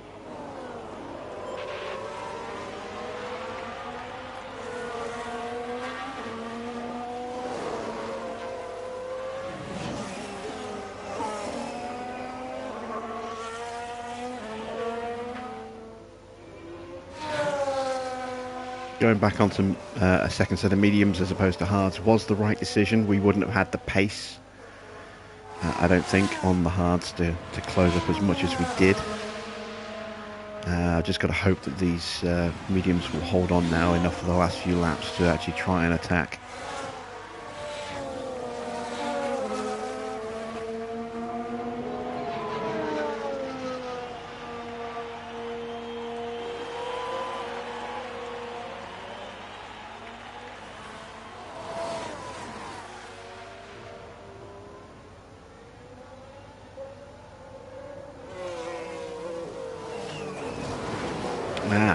There is a Rogue Latifi in front. That will help.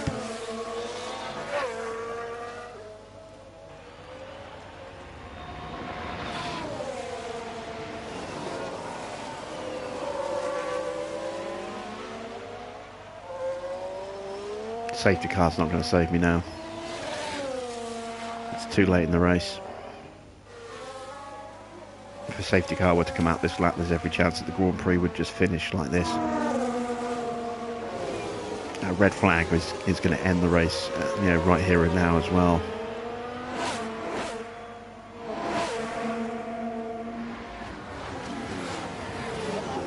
Damn it, everyone got DRS off Latifi except for me. The Rogue Latifi did not help.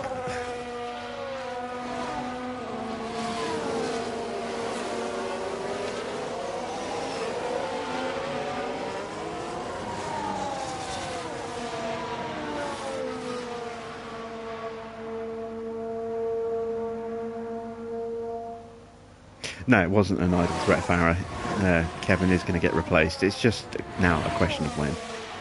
I was in two minds as to which driver I was going to replace at the end of the season. I was probably going to keep whoever won the championship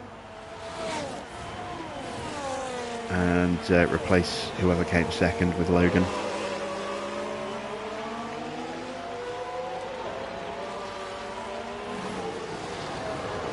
Kevin is probably slightly quicker than Alonso and has the potential to get even quicker because he's got a better multiplier. But Alonso is a lot more consistent. He's a lot less prone to mistakes.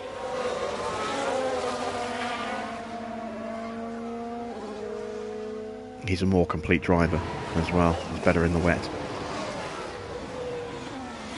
Plus, as a driver who's got very little experience left to gain, I can strip him out every Grand Prix for Jack Crawford for FP1 sessions.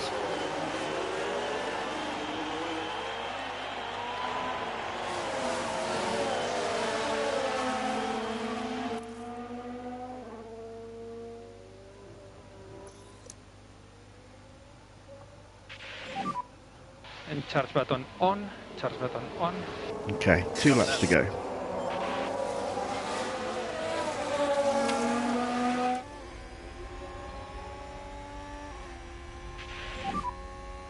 Then it will be 2 laps. Alonso's just going to miss out on Vettel. He's getting closed up by Ricciardo as well, so let's push his tyres.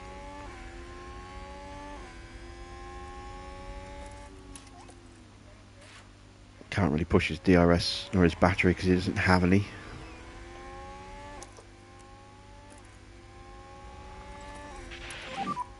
DRS, Copy that. no lift off needed. You are doing a good job. Copy.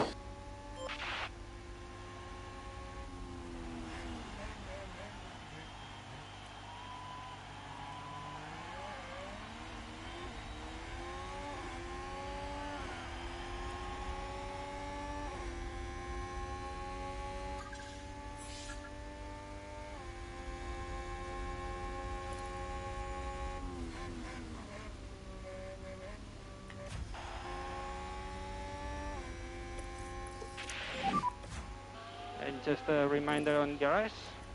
Yeah, copy. Alright, up to 6th. That might be the best we can do.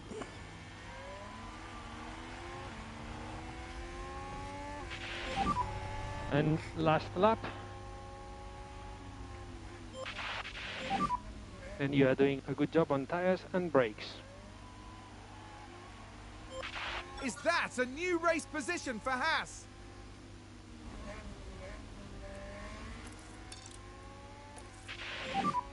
And push. Copy that.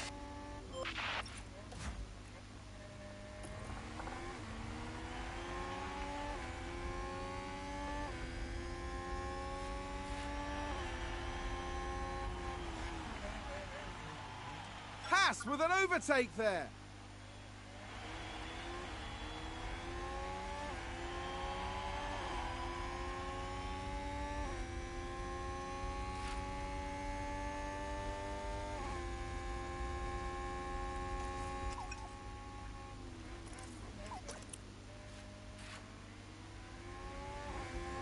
And Sainz crosses the line first. He's taken 6th the win. and 8th.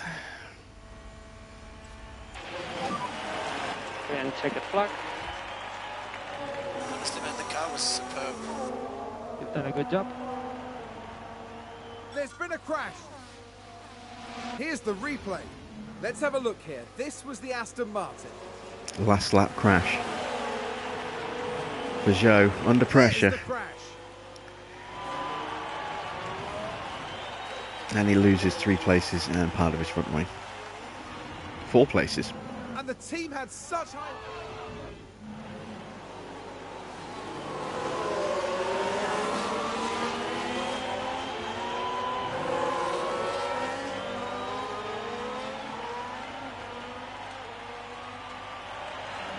And that's it. Alonso's out of fuel. Magnussen's about to run out of fuel, I think. So there was a crash. Copy that. And that was the absolute best I could do for Alonso. Getting him back up to 8th twice in the same Grand Prix. Just completely unacceptable.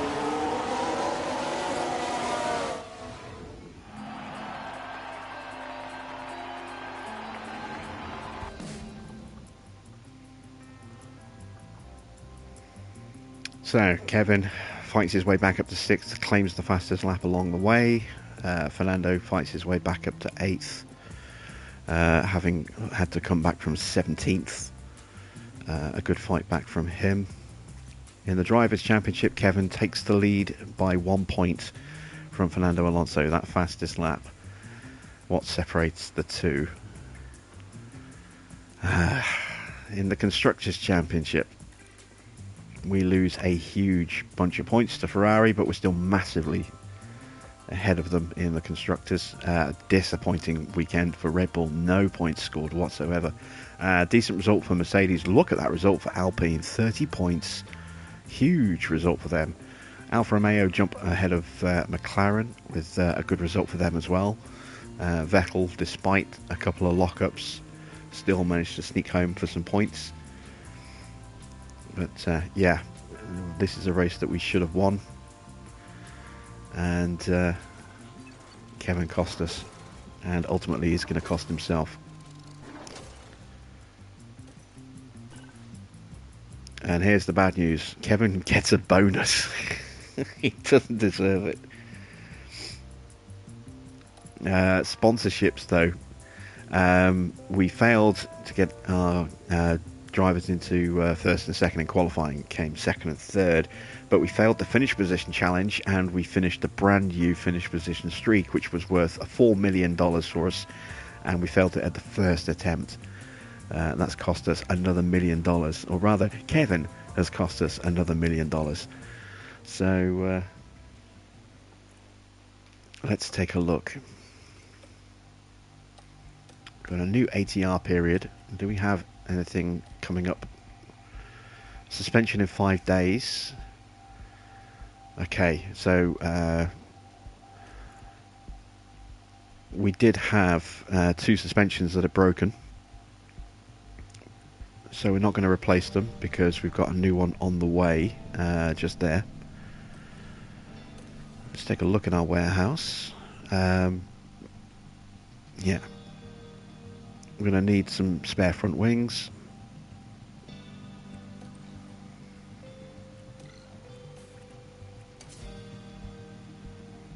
Luckily we do have a 2-week gap between the 2 Grand Prix.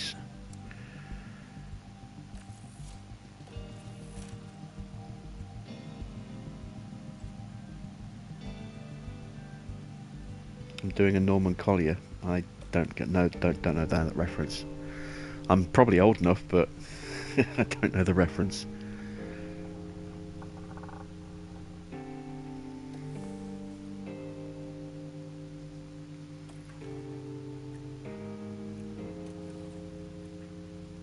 What else do I need to manufacture? I'm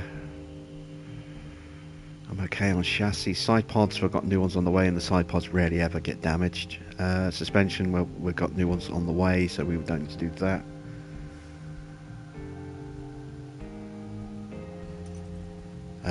No points for Fernando.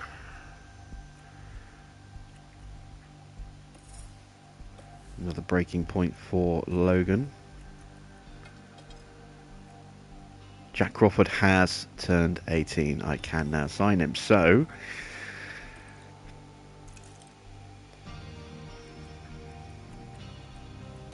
we are going to promote Mr. Sargent.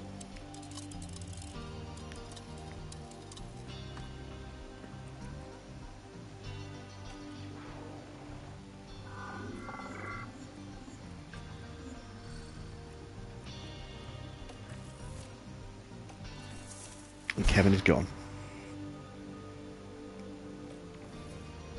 So we finally have an American in a race seat for our American team, and now we're going to go ahead and put in an American reserve driver in the form of Jack Crawford, who is very promising young talent. As you can see from his stats, he's got a lot of potential. So let's propose a reserve contract for him for 5 seasons.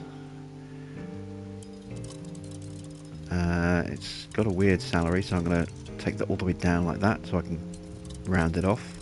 I'm going to offer him 250,000, see if he'll take that.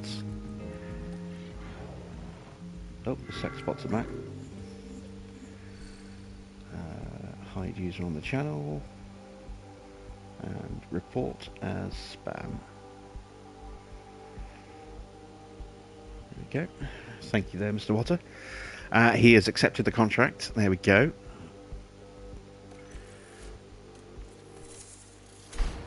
So that, in a couple of seasons' time, will be our other race driver, Jack Crawford, alongside Logan Sargent, 2 American drivers in an American team. That is what we've been chasing after. Right. I do need to start looking for another young American now for the future. There's Caleb Frederick, who is okay. Juan Manuel Correa is getting a bit old.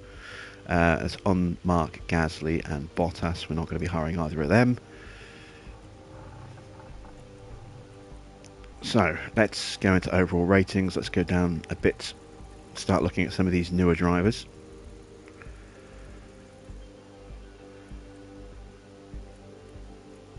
Hunter Yerney is also an American, but you know, at 39, he's not even in the team. He's not going to get any better. Well, barely going to get any better. So now we are into regens. So we need to look for someone who looks and maybe sounds a little American in their name. Lawrence Fournier looks suspiciously female. I did not know that Lawrence could be an either-or name.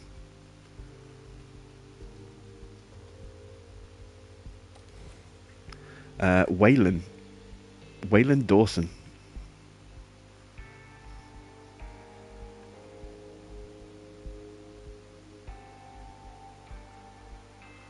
I haven't got any scouts available yet, but Waylon Dawson could be an American name. Marianne Roth. She's a 48 rating. Well, says Waylon. I'd ideally like someone a bit higher rated than that.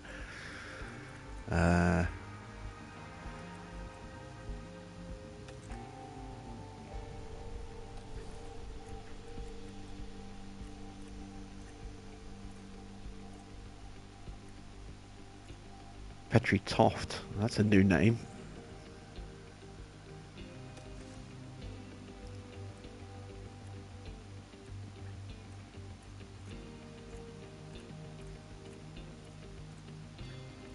Yeah, we might have to just have another look at the end of next season, or the end of this season, see who pops up. It's going to be a while anyway. Jack Crawford's going to spend a good 2 seasons in that reserve role. Fernando's contract is for this season and next season. That might not be enough time for Jack, so we might go ahead and renew Fernando for another year when his contract expires. We'll see. Right, staff. Pit crew finally getting up to 60. Facilities, I've got 5 million left. I don't really think I can do anything with that. Yeah, everything out here is pretty much as is. Staff facilities, still looking strong there. Car development facilities, can't afford to upgrade anything here. So I think that's it for us for tonight.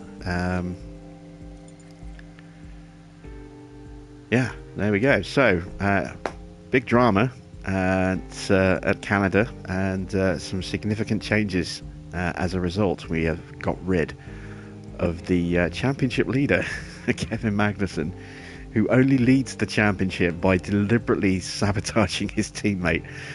Because, like I said, once is careless, twice in the same race is vindictive. Yeah, Kevin, obviously not happy with the fact that he was losing to Fernando, decided to take matters into his own hands, which forced me to take matters into my own hands. And Kevin is no longer not only on the team, but if I advance time, I don't think he's even going to be on the grid.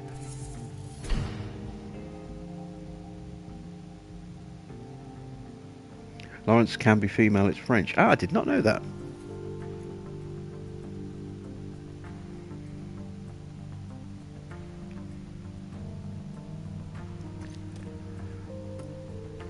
Welcoming Jack Crawford as our new driver. Logan Sargent has had his contract renewed. We have low stock on suspension. Our suspension simulator upgrade is complete. That's good. Here is our brand new suspension. So, because I'm going to forget between now and next week, we're going to go ahead and manufacture that now and put it straight on the car. Let's just have a quick look at the board. They were happy with Montreal. It was a strong fight back, but it was our worst result of the season, quite comfortably. Let's go to the suspension design. Let's manufacture this new suspension. It's going to take 6 days. I'm going to emergency 2 of them, put those straight on the car.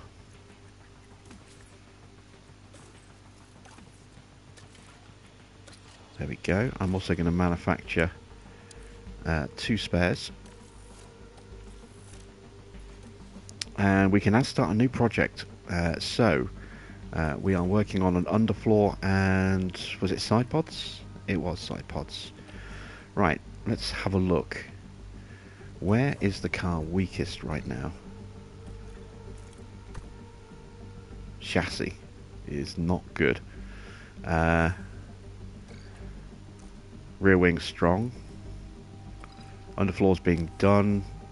Suspension should be pretty strong. Well, it's okay, but it's better than it was.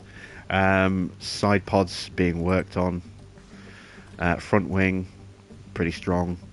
So we need a new chassis. So let's see. Do I want to throw points?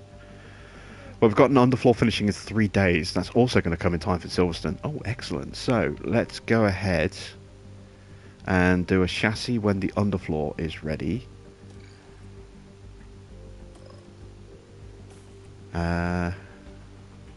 So front or rear wing?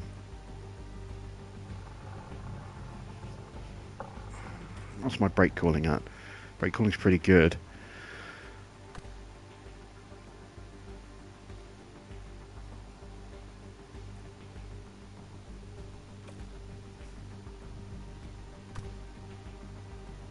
You know what, I think what I might well do is I might just pump all my hours into the chassis, because it is weak. It's one of the worst chassis on the grid, according to that. And then we'll just do another suspension project afterwards. In fact, actually, let's put some hours back. Let's go...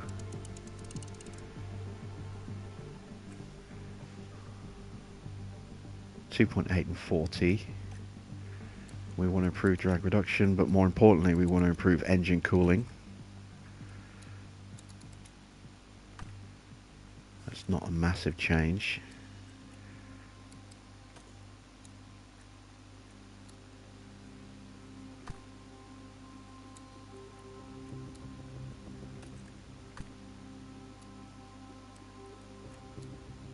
Okay, that is probably the best I can do without having negative impacts on drag reduction and airflow.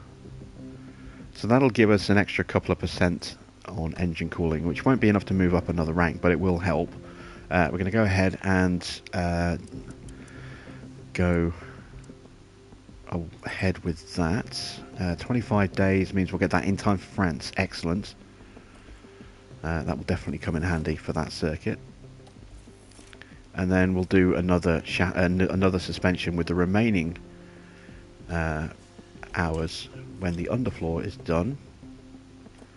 And again, because I'll forget in the 1 week between now and the next episode, we'll go ahead and get that on the car straight away. Engineers, we're looking at Gayton, Pierre and Jorn, just to have a look at them. Let's go ahead and continue scouting future engineers.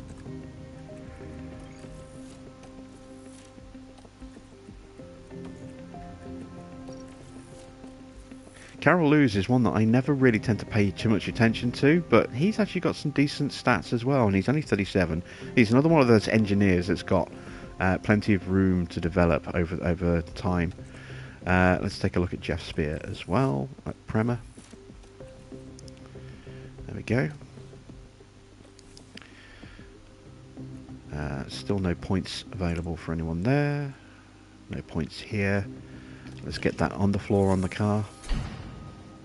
Our weather center upgrade is done.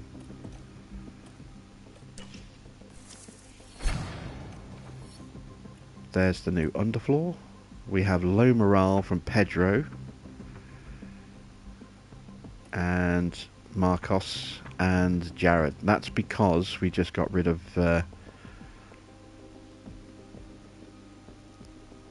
Magnussen.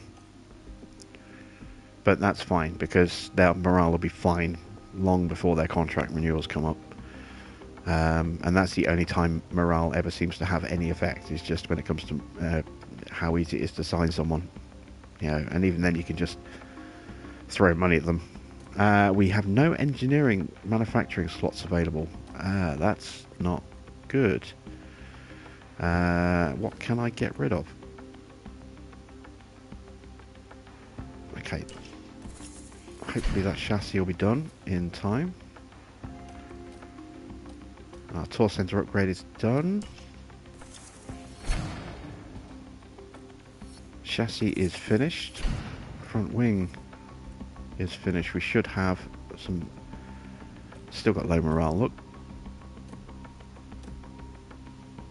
That'll change once the race comes through. Resta has low morale. Fernando has low morale.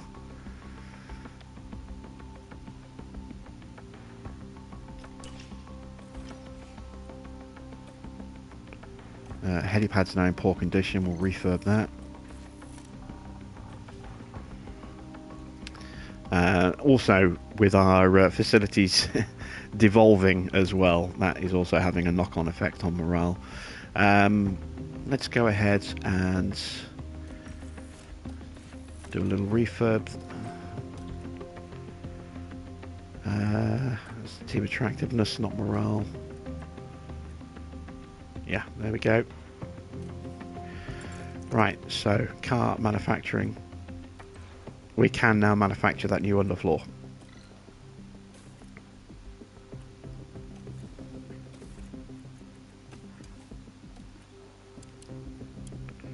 I'm going to go and do 3 of them. So we have a spare going into the Grand Prix. We're going to also design that new suspension.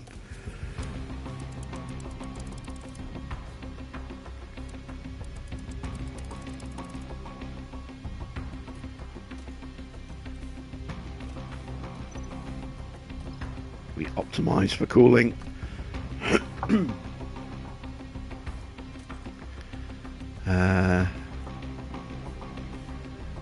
Let's take a look. That's going to take 32 days, which will be not in time until Belgium. So let's make some changes.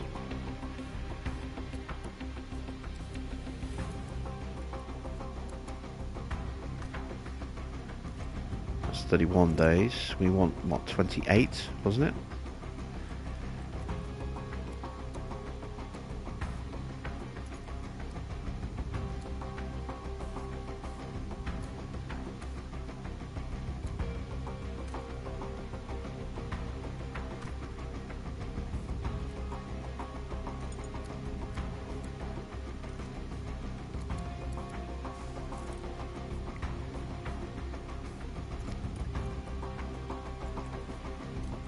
Yeah, 28 days to Hungary. So that'll drop the day of the Grand Prix. Oh, hang on. Forgot to assign engineers. Okay, so we can actually go back and we can play about with this a bit more.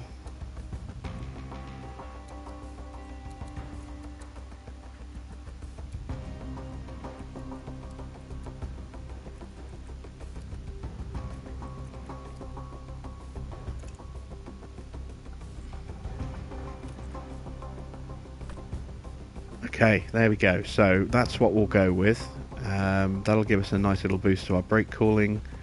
It'll give us a nice little drag reduction boost. It'll do minimal gains on our cornering effects and our airflow. But yeah, that will do. So let's go ahead and do that. We'll get that in time for Hungary. Right, let's get the new underfloor fitted.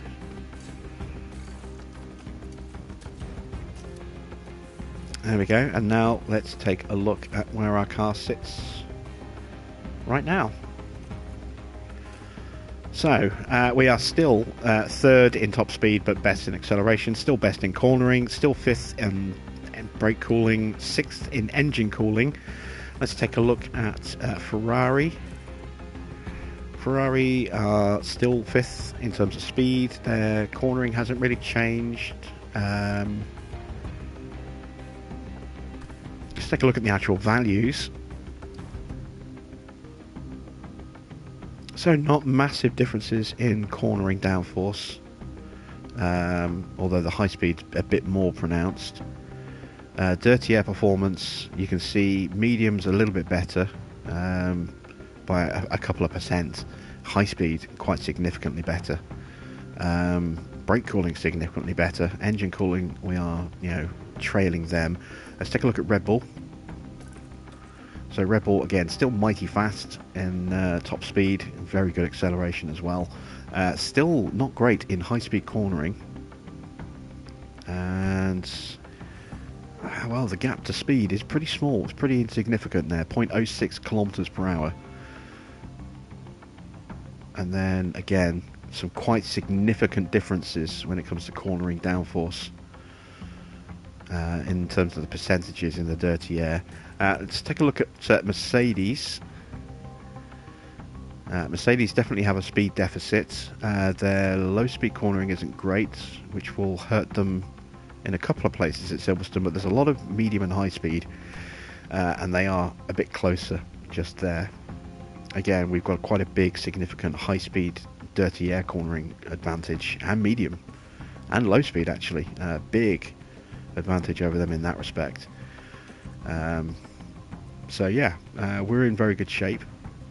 It's going to be interesting to see how Logan does now that he's actually in the car proper.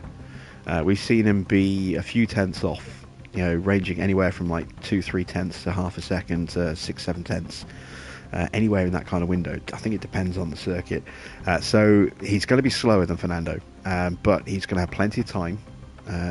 He's got this whole half of the season to basically bed in, when there's no expectations on him whatsoever this season. It's next season that he's going to be, under pressure, so to speak. Next season we're going to be expecting results from him. So we have promoted him half a season early, which is going to hurt his development slightly. He would have gained more experience staying as a reserve driver for the remainder of the season than he's going to get as as a race driver. It's ironic, but that is the way it goes. So yeah, we will just have to see how he gets on. Hopefully, like I said, he'll do well, and he should theoretically at least be able to challenge for podiums at the least, I would think, given the car he's driving. We just have to hope he doesn't make too many mistakes in the remainder of this season. So that is it for tonight for HAAS. We'll be back next Monday with more HAAS. Tomorrow, Wednesday and Thursday is the return of Challenge Mode with Aston Martin, and then Race 2 in Season 3 of our Williams playthrough on Friday. So until then, thanks for watching. I am Jim Bob, and I'll be back with some more F1 Manager very soon.